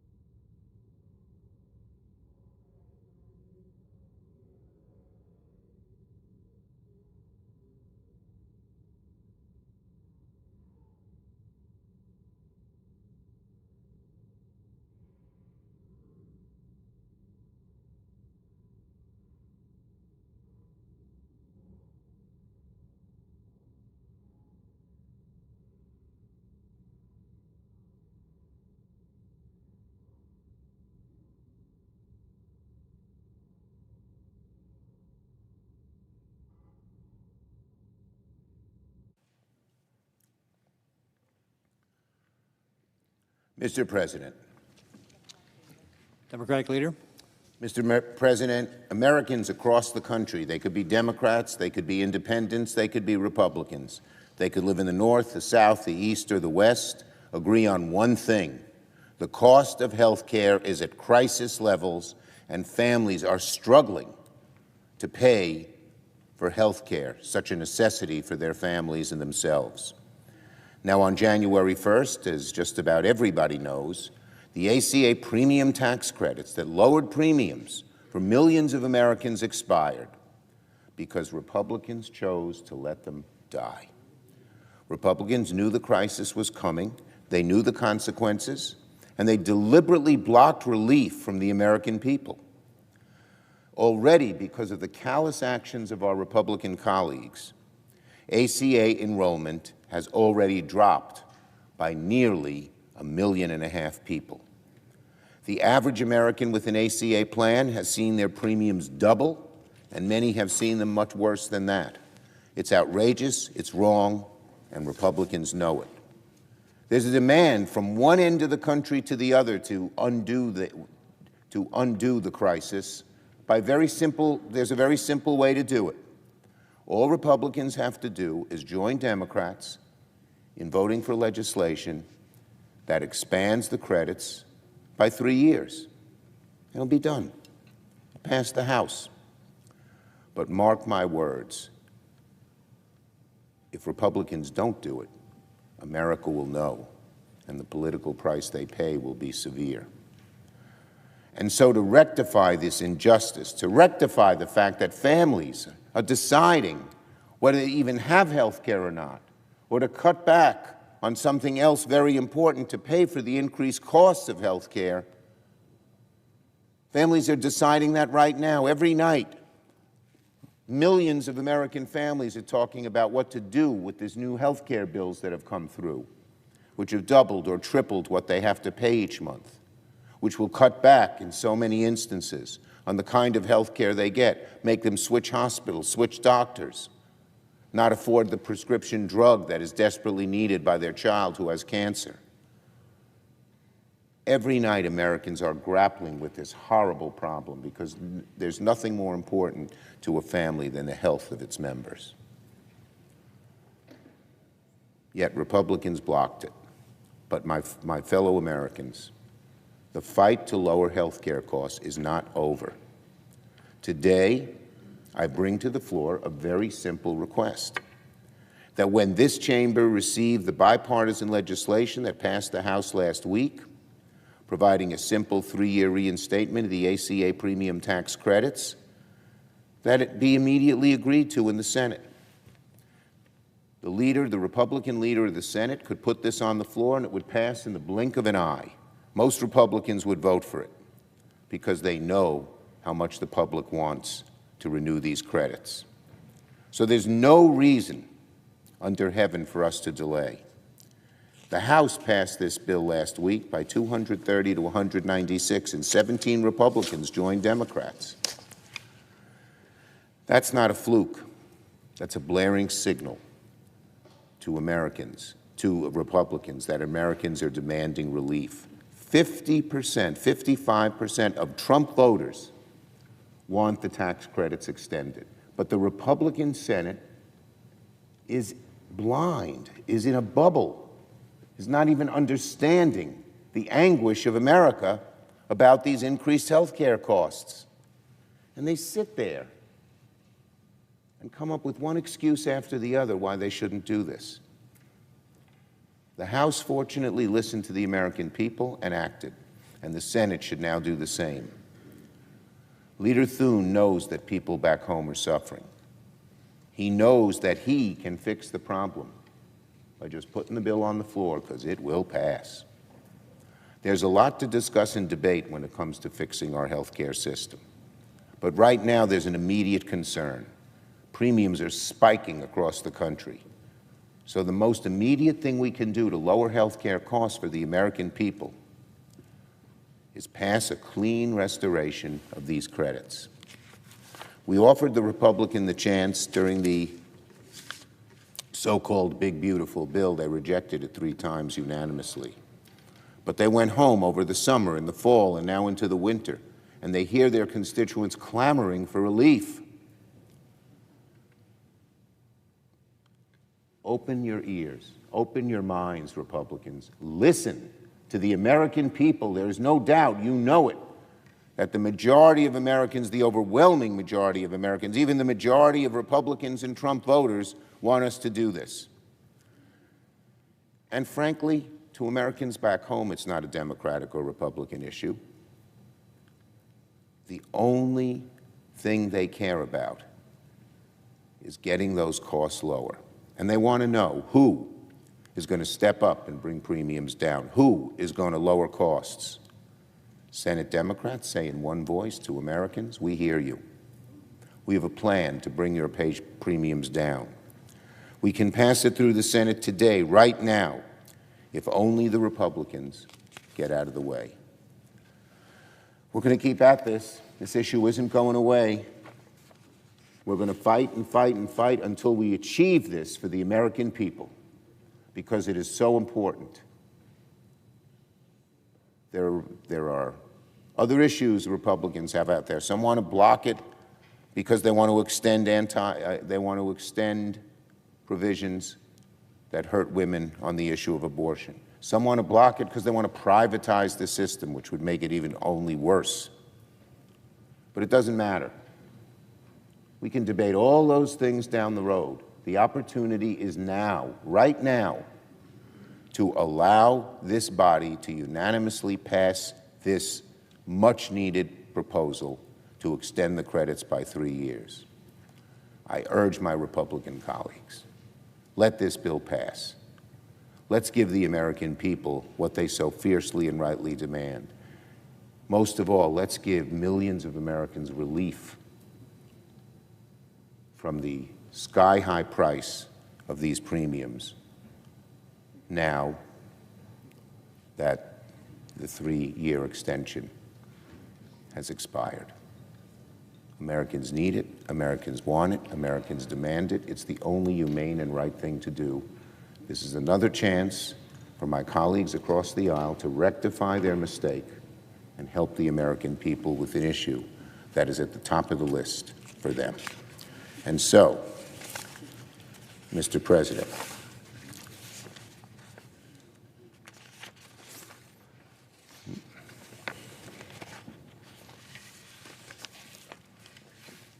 thank you.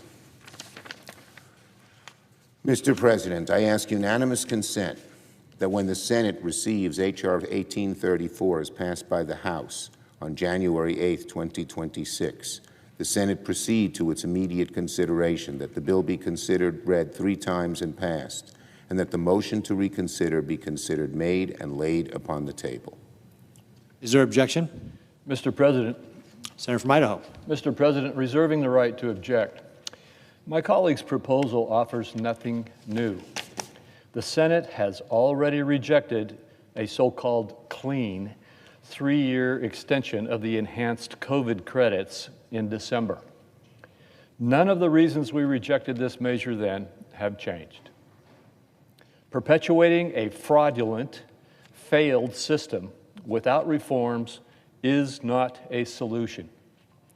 Declining to offer consumers more choice and control over their health care is not a solution. Handing insurers an additional $80 billion of taxpayer money is not a solution. Both sides agree that the costs of health care are too high. We know that years ago, when these credits were created, and again when they were extended, but rather than fix that problem, the credits only exacerbated the underlying issues that are driving up the costs.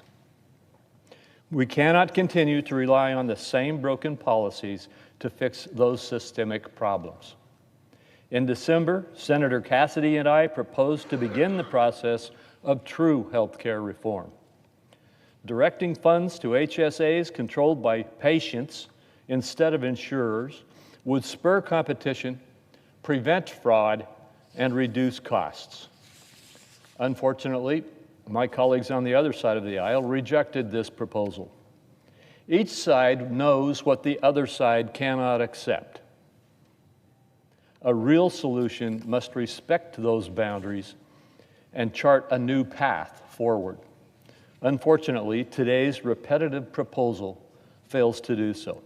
And for those reasons, Mr. President, I object to the request, and I yield the floor. The objection is heard.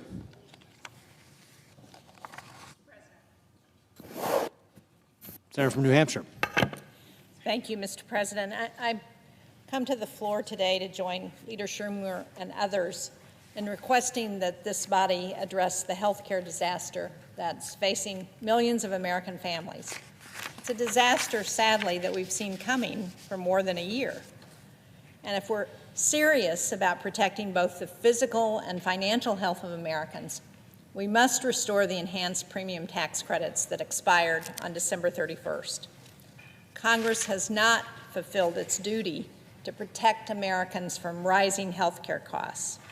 And at a time when so many Americans are worried about the cost of living, inaction is causing health insurance premiums to skyrocket for millions of Americans. More than 22 million Americans have already been affected by the expiration of the enhanced premium tax credits. The Centers for Medicare and Medicaid Services reported earlier this week that more than 1.4 million people, including tens of thousands in New Hampshire, have already lost their health care coverage because of the unaffordable cost increases of health care premiums without the enhanced premium tax credits. And unfortunately, that's just the beginning. Insurers have told us that higher prices and more losses are coming as families realize they can't continue to pay their monthly premiums. The Urban Institute has predicted that almost 5 million people could lose their health care coverage. And families are also being forced to reduce the quality of their coverage, and they're facing higher out-of-pocket costs. Back in October, one of my constituents from New Boston, New Hampshire, Darla, contacted me with serious concerns about whether she and her husband would be able to afford health care coverage without the enhanced premium tax credits. And this is what is so disturbing. Last month, she reported that her family's monthly premium would go from $100 a month to $1,200 a month, so more than $15,000 a year. She and her husband can't afford that kind of an increase. They're in their 50s, so they can't afford to go without health care coverage. If we fail to act, we have failed Darla's family and millions of other Americans.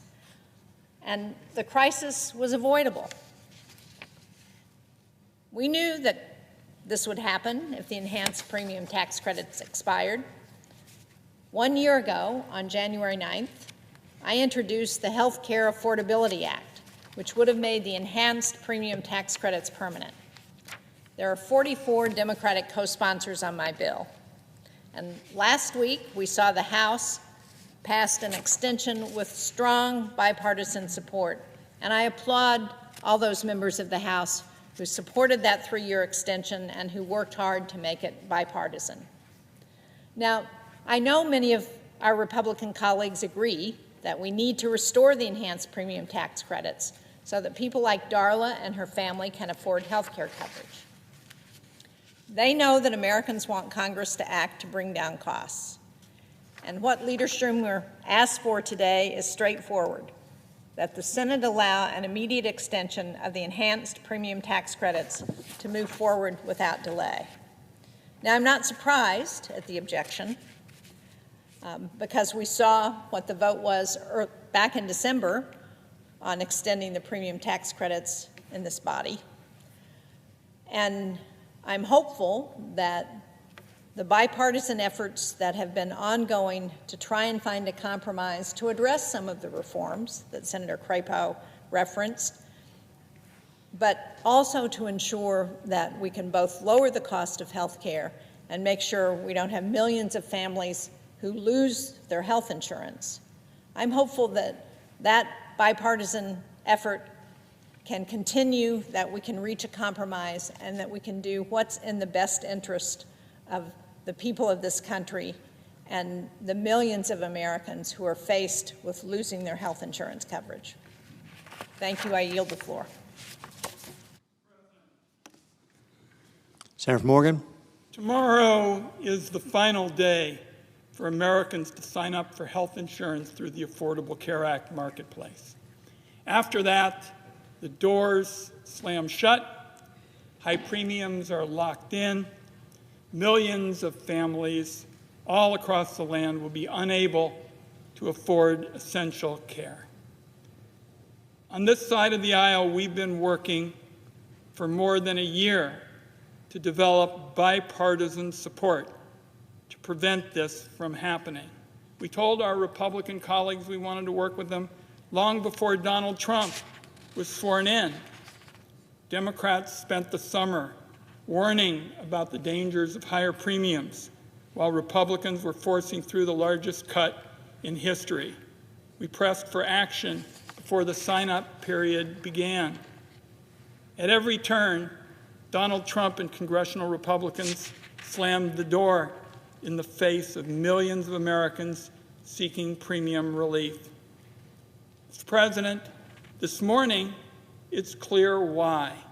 Yesterday, the Republican Study Committee, which constitutes a majority of the House Republican Conference, released yet another new plan to unleash another set of harmful partisan changes to Americans' health care. This is being done when millions are already reeling from the cuts that we saw to Medicaid and the Affordable Care Act in the last bill. The new draft plan contains yet another $1 trillion in cuts to health care, which, if passed, would represent a knockout blow to the American health care system. Once again, another hacksaw to Medicaid, targeting blue states and cities in yet another attempt to weaponize the federal government against the Republicans' political opponents. This new Republican plan would unleash insurance companies and shady brokers to push more junk plans that I can tell you aren't worth the paper they're written on. Americans are fed up with high health care costs, and yet Republicans now want to double down on misery and once again allow these Swiss cheese health plans that don't cover health care like chemotherapy or prescription drugs. So, Mr. President, this morning the mask is off. It's clear Republicans haven't been serious about holding premiums down from the start. All the hemming and hawing about health care premiums and taking on big insurance has been for show, and the American people are fed up with excuses. Today is an opportunity, finally, to do the right thing.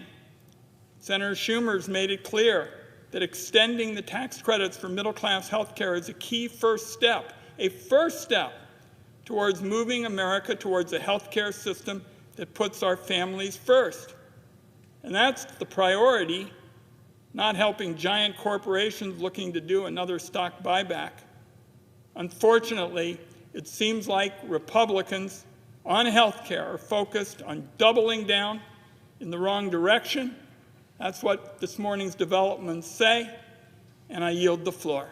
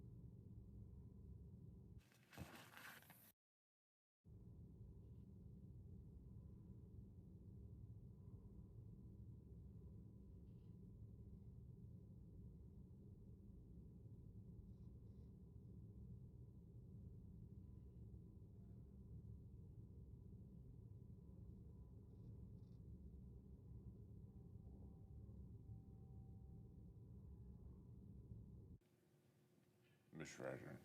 Senator from Kentucky.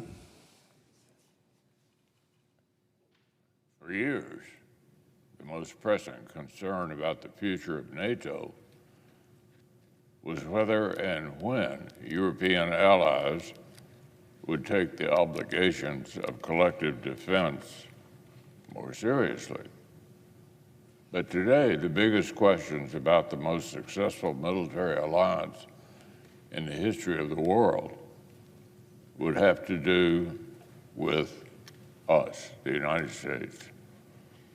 Whether America still recognizes our interests as an anchor of transatlantic security, an arsenal of democracy, and a global leader, not just a regional power. I need to make a number of points here. And it'd be useful to talk a little bit about history. The Second World War claimed tens of millions of lives,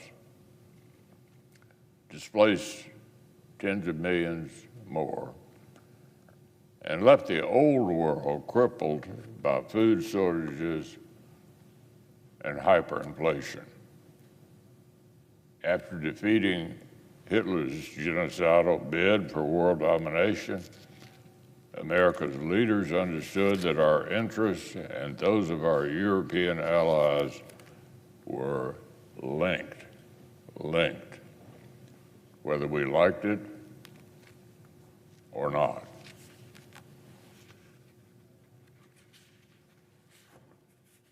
As George Marshall put it back in 1947,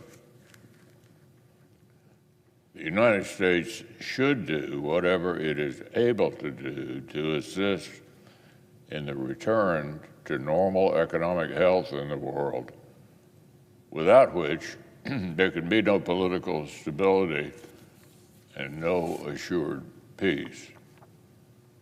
America, security, and stability depended on European security and stability, not least because conflict with Nazi Germany was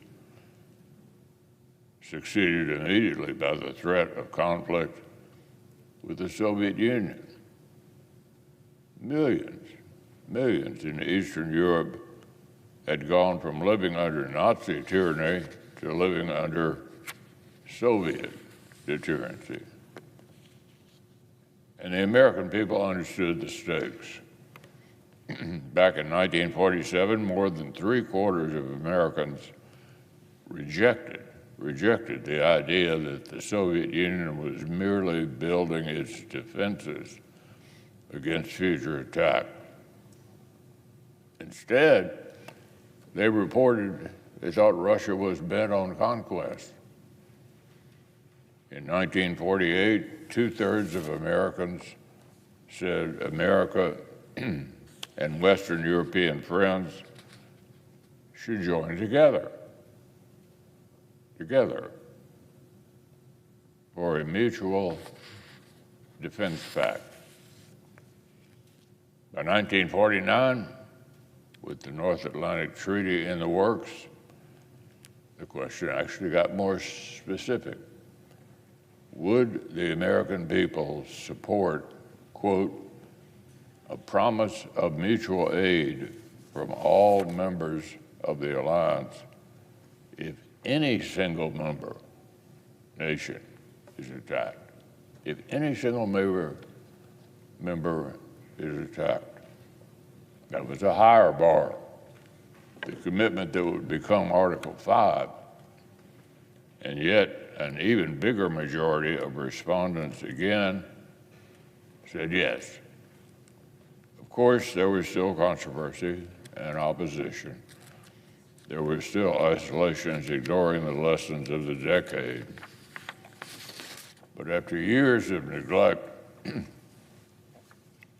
for the national defense, after the folly of appeasement and the failure of deterrence, after pouring the equivalent of 37% of the American GDP into the arsenal of democracy and burying 400,000 Americans. The American people still knew the cost of war, and they knew they'd rather preserve the peace.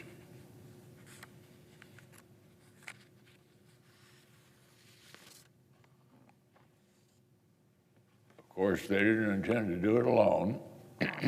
Americans told pollsters that their early skepticism toward post-war alliance commitments stemmed from a fear that allies would rely too heavily on American leadership. This would be a recurring theme. But importantly, for much of NATO's history, the U.S. leaders most concerned about burden sharing were also fierce defenders of the alliance. They criticized allies because they wanted NATO to work, not because they wanted to score political points here at home. Let's just take, for example, our former colleague, Sam Nunn. On multiple occasions, including the 1974 and 1985 NDAAs, he pushed to force allies to carry more of the cost of U.S. forward deployment. And yet, when a majority leader of his own party tried to force a phase out of U.S. troops from Europe, our former colleague from Georgia fought back because he understood the value of American leadership and the importance of European security to our own. The strength of the transatlantic alliance is contingent on its leaders taking collective defense seriously. Taking collective defense seriously. That's why I've always called out laggards and urged European allies to share more of the burden. But I've also given credit where it's due. And the simple truth is that our allies have undertaken a profound transformation. This year, Poland will spend 4.8% of its GDP on defense. Estonia and Lithuania will spend 5%, and Latvia will hit that goal in 2027. So alongside Nordic's neighbors like Norway and Denmark, who have deployed to harm's way alongside American comrades, NATO's newest members, Sweden and Finland, are each on track to meet the alliance's new spending targets ahead of schedule.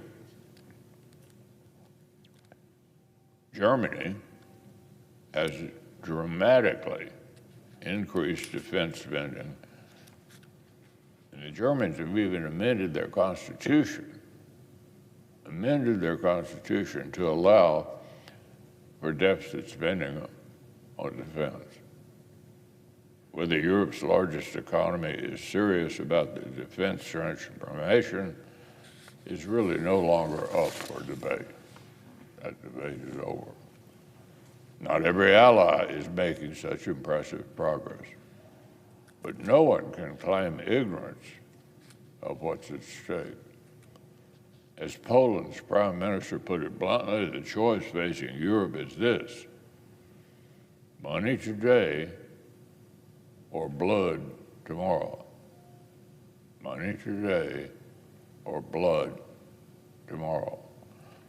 Perhaps that's why, in addition to investing heavily in their own defenses, European allies are continuing to dwarf America's assistance to Ukraine by a factor of 10 to 1. Let me repeat that.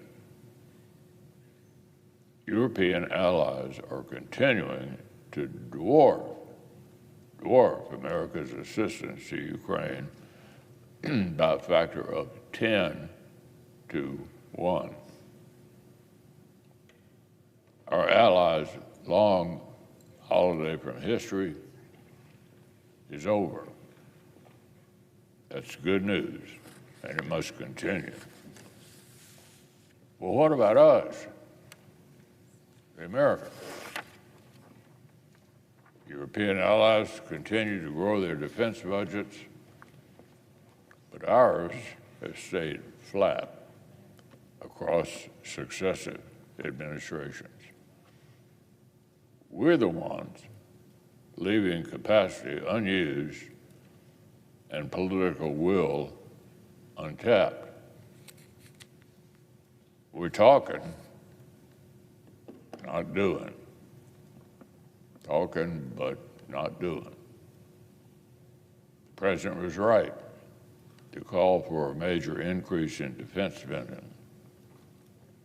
But the annual defense budget request from OMB this year doesn't even keep up with inflation. The fiscal year 26 top line won't come close to covering growing costs and requirements, like the multi-year munitions contracts the Department of Defense rightly wants to actually sign. We should keep the cost and value of America's own commitment to the transatlantic alliance actually in perspective. Take the year 1982, right in the thick of the Reagan buildup that won the Cold War. In fiscal 82, sustaining U.S. military operations in Europe accounted for less than 6.5% of the defense outlays. Now remember, winning World War II meant surging defense spending to 37% of our GDP. But at the climax of the Cold War, when we were spending only 6%, sustaining a deterrent military presence in Russia's backyard took less than 6.5% of our annual defense budget. Now, Mr. President, that sounds a lot less like an entangling alliance than a smart investment in preventing catastrophic war. Well, what did the American people say? How did they feel about that? In 1989, with the Soviets on the ropes, 75% said that NATO ought to be maintained beyond victory. Maintained beyond victory. 30 years later, in 2019, an even greater majority gave the very same response. Even before Putin's escalation in Ukraine, what about now? With Russia waging a war of conquest and China, Iran, and North Korea pitching in to help them, has NATO outlived its useful life? Is the notion of U.S. interest in Europe just a relic from the Cold War? Or to paraphrase some of Moscow's most useful idiots, has NATO's existence and growth provoked Putin's aggression? Let's get a few things straight. For decades, America and our allies bent over backwards to welcome Russian participation at NATO, including through the Partnership of Peace program, and to integrate Russia into the global economy.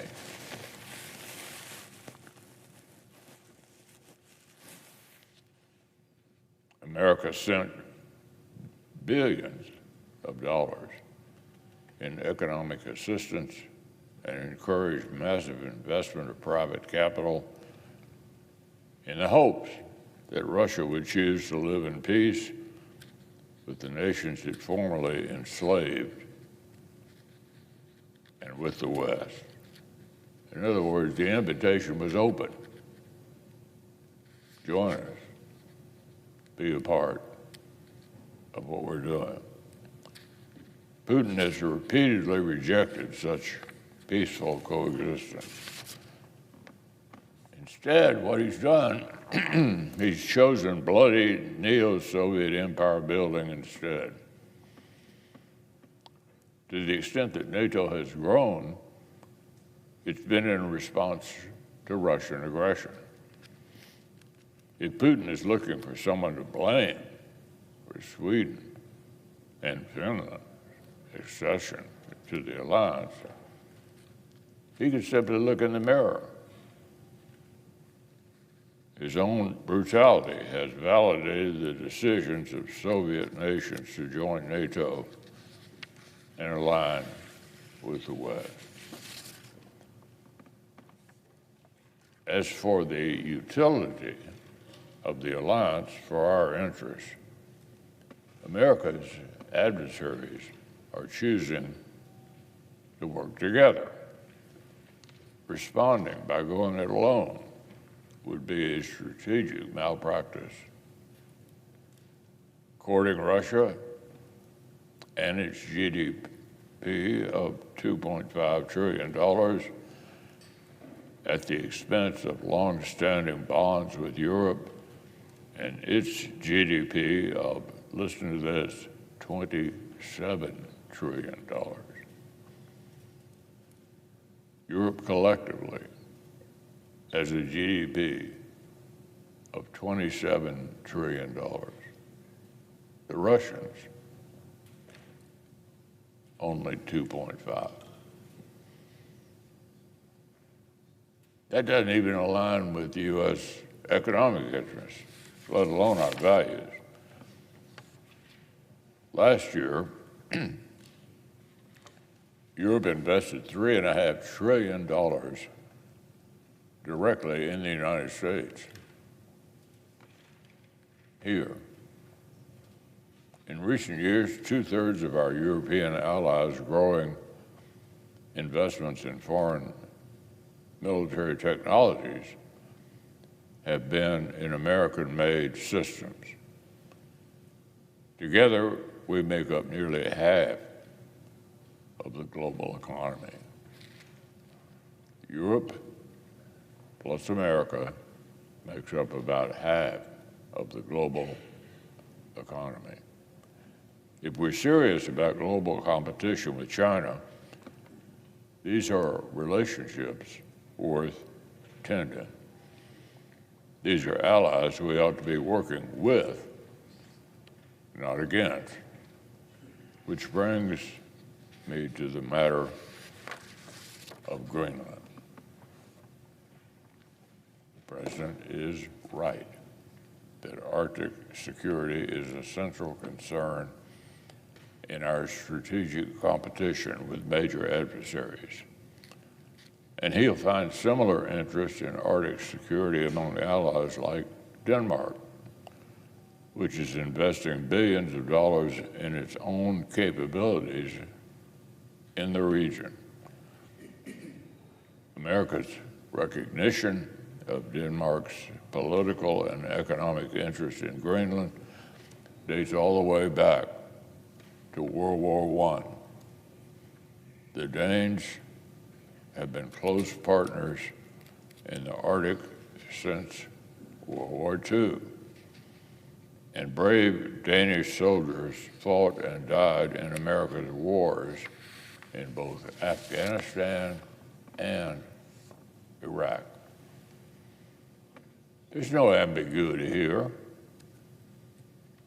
No ambiguity. Close ties with our northernmost allies are what make America's extensive reach in the Arctic actually possible. And I've yet to hear from this administration a single thing we need from Greenland that the sovereign people is not ready and willing to grant us. Unless and until the president can demonstrate otherwise, then the proposition at hand today is pretty straightforward.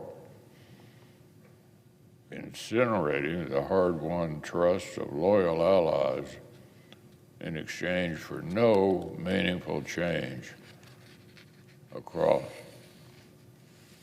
to the Arctic.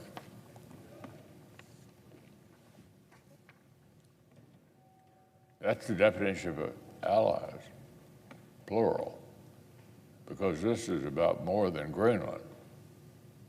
It's about more than America's relationship with its highly capable Nordic allies. It's about whether the United States intends to face a constellation of strategic adversaries with capable friends or commit an unprecedented act of strategic self-harm to choose to go it alone. So let's make no mistake. All of the good progress the president has made in pushing allies to spend more on defense, the increased burden sharing, the demand for American-made capabilities, all of it would be for nothing if his administration's ill-advised threats about Greenland were to shatter the trust of our allies.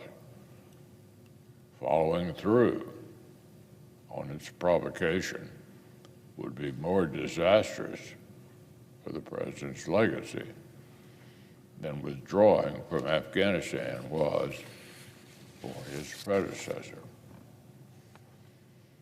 So, Mr. President, the American people know this. Just 17%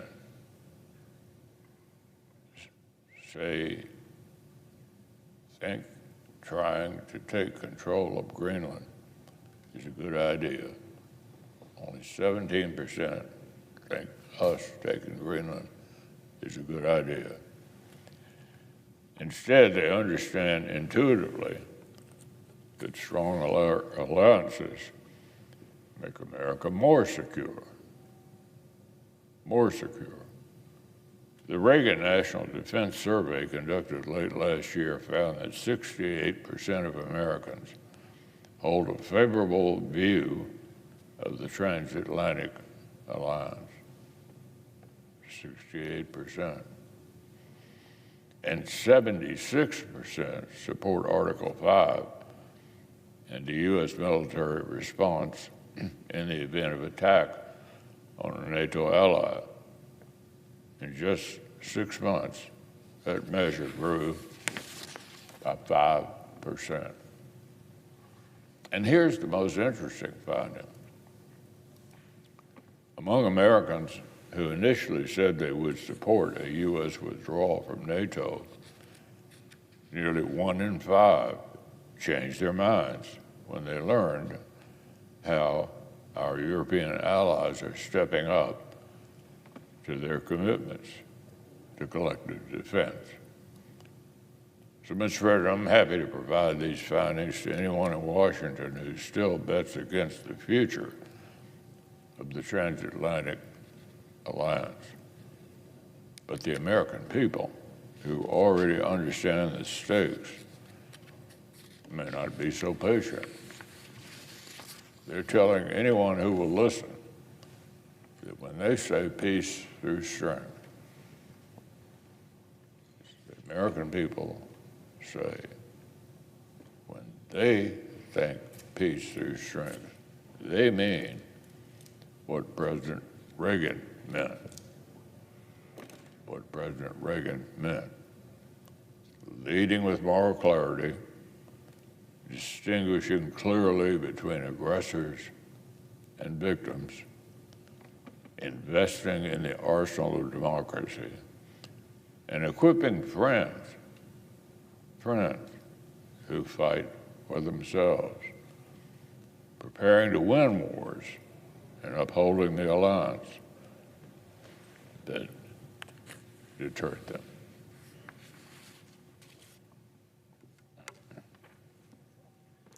I yield the floor. Mr. President. Mississippi. Mr. President, we live in a dangerous time. There are a number of flashpoints all around the globe. In this hemisphere, in Europe, in the Indo-Pacific. But I want to remind my colleagues today that still the most dangerous thing going on around the world today is Vladimir Putin's war against freedom and the West in Ukraine. And I would point out that for the past year, Vladimir Putin has mocked the Ukraine peace process by steadily escalating his attacks on his neighboring country.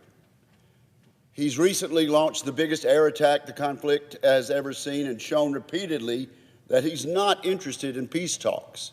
He gives lip service to peace talks, but his acts show that he's not interested. Now, by contrast, in the last few weeks, the United States, Ukraine, and our European friends have come together on a common negotiating position centered on several key principles. Here are the key points.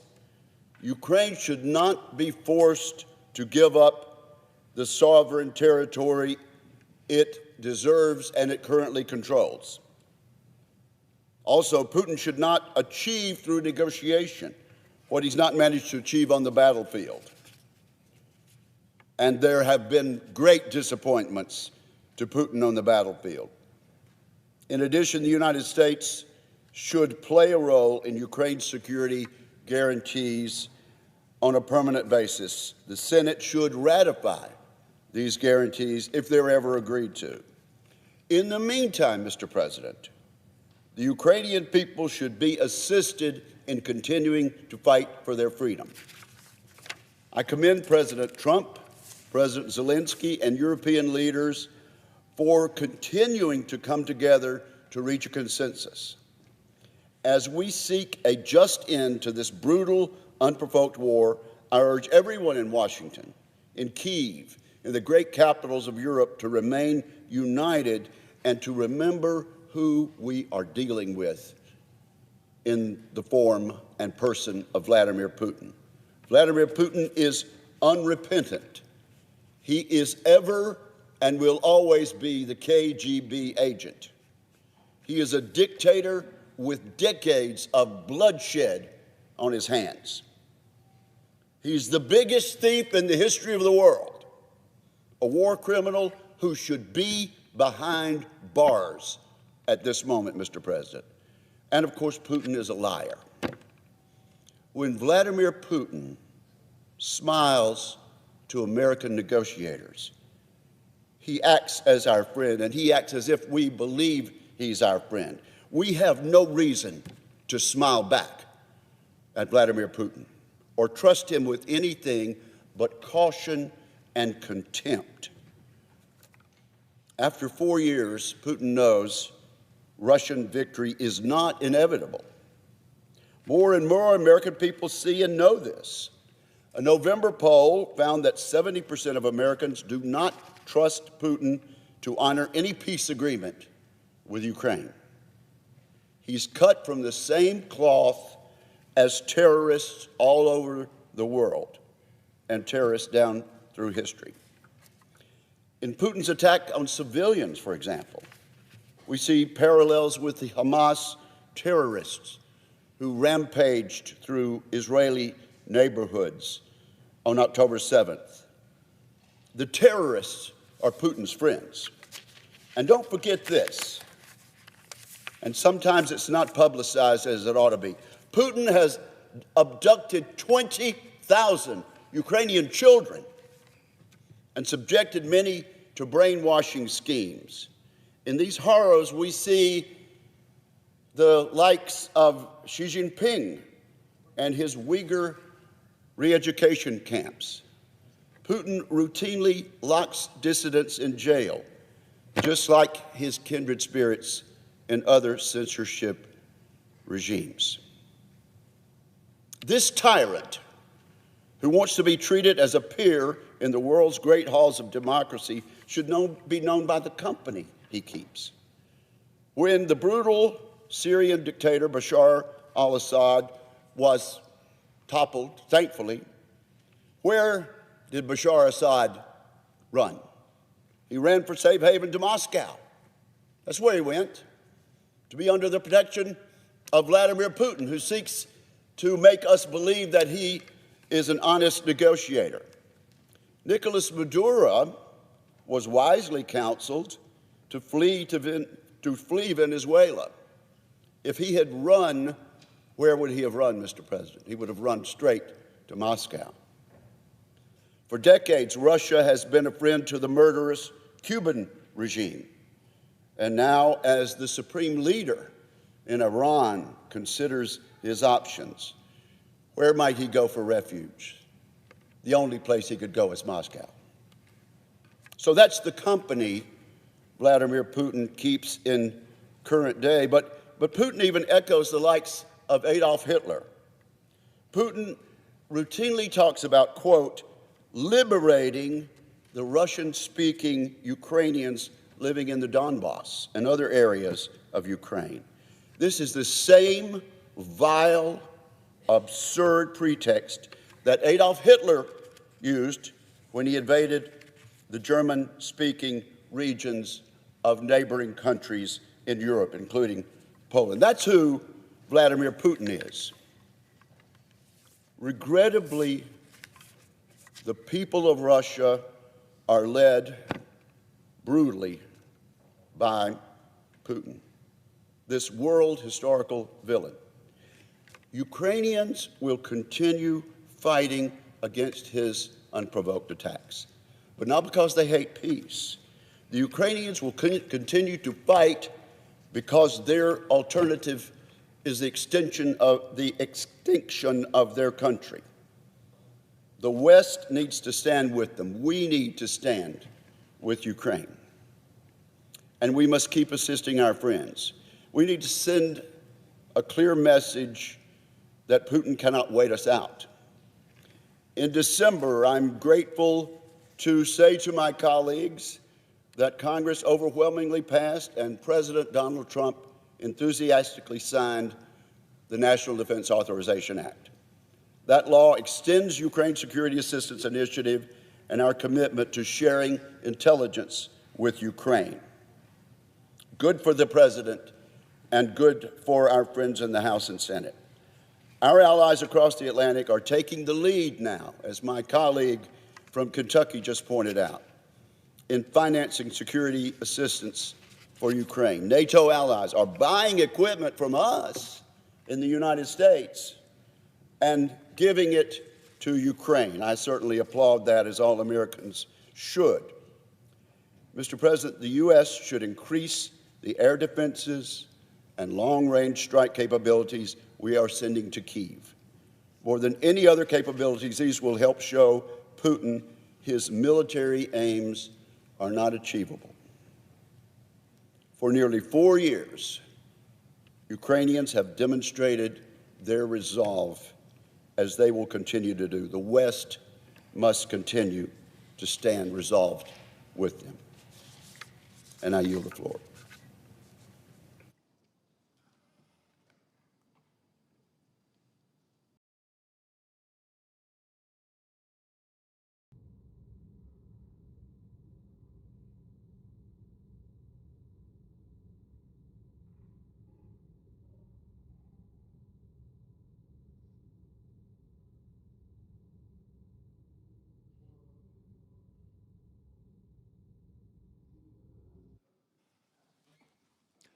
Clerk will call the roll. Ms. Alsobrooks.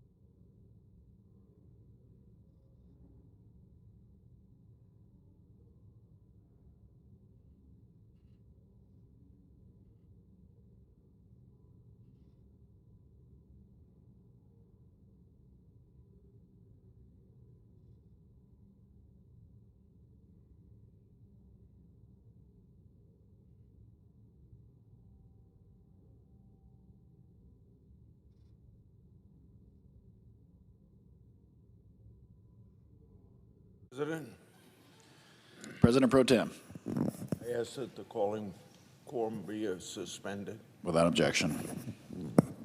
Mr. President, many times under both Republican or Democrats, I've come to the Senate floor to raise concerns and warnings about how immigrant children, called unaccompanied children, are handled by Republican and Democrat departments of Health and Human Services, which, when immigration people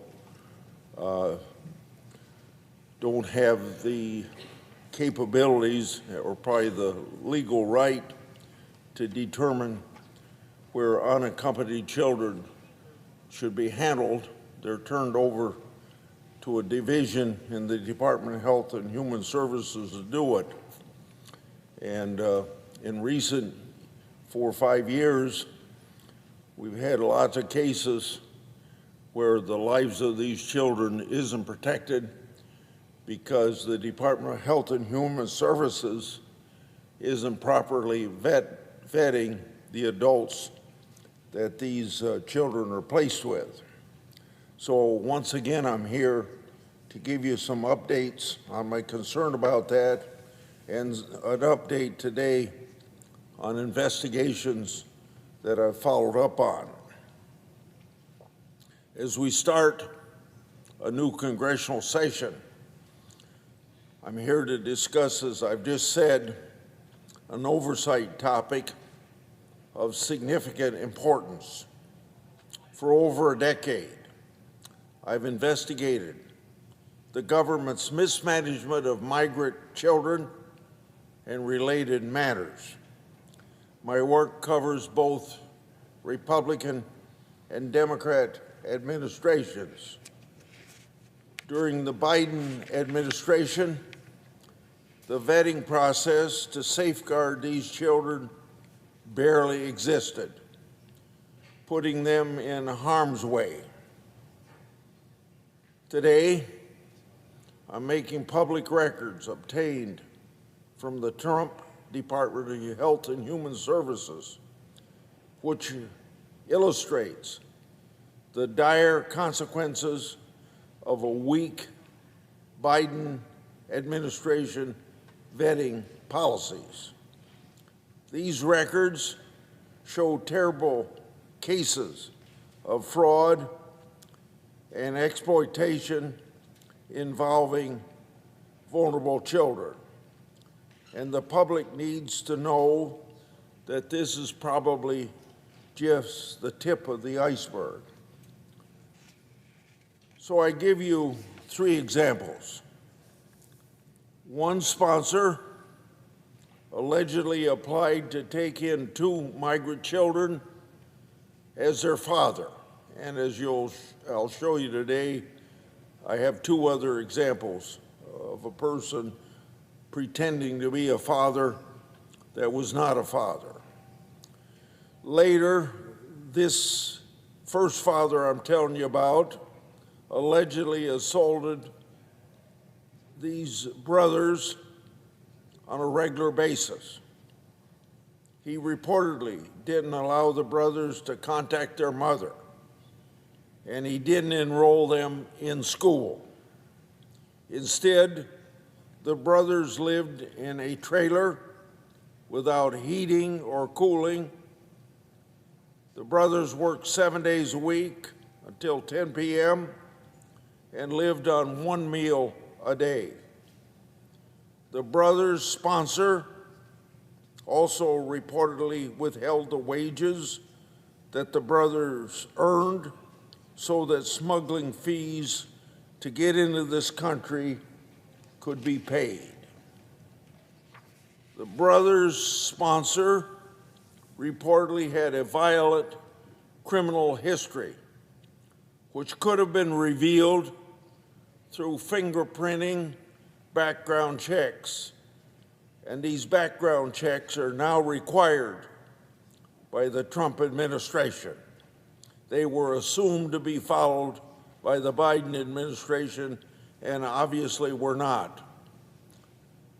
The Trump Health and Human Services told my office they sent this evidence to law enforcement for hopefully prosecution. Now, my second case describes the mistreatment of 2 other migrant children placed into the care of another sponsor who applied to take them in as their father. One of the children was reportedly forced to sell drugs. The records show this sponsor was later known to have used multiple aliases as far back as 2015. In addition, records show this sponsor had past convictions for fraud, which should have been caught by fingerprinting checked. This sponsor reportedly later kidnapped his wife for 24 hours and threatened to kill her.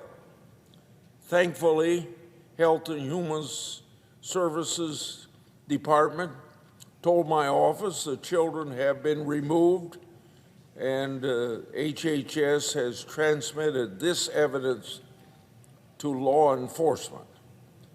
The final case I'm going to bring to you today concerns a 4-year-old boy who was released to someone who claimed, as you could expect, to be his father.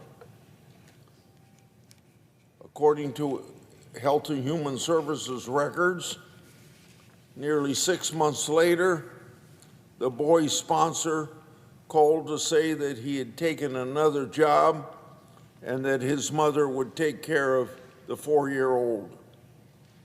Approximately 1 month later, the sponsor's mother allegedly confessed that her son was not actually the boy's real father. Instead, it was later revealed that the sponsor allegedly colluded with the boy's biological mother to obtain a fraudulent birth certificate to get the boy into the United States. Health and Human Services told my office they've sent evidence of this fraud to law enforcement. As these records indicate, the Trump administration has created new DNA testing policies to verify the sponsor's parents. Now, any sponsor of a migrant child claiming to be a biological parent should undergo DNA testing to confirm that they're actually related.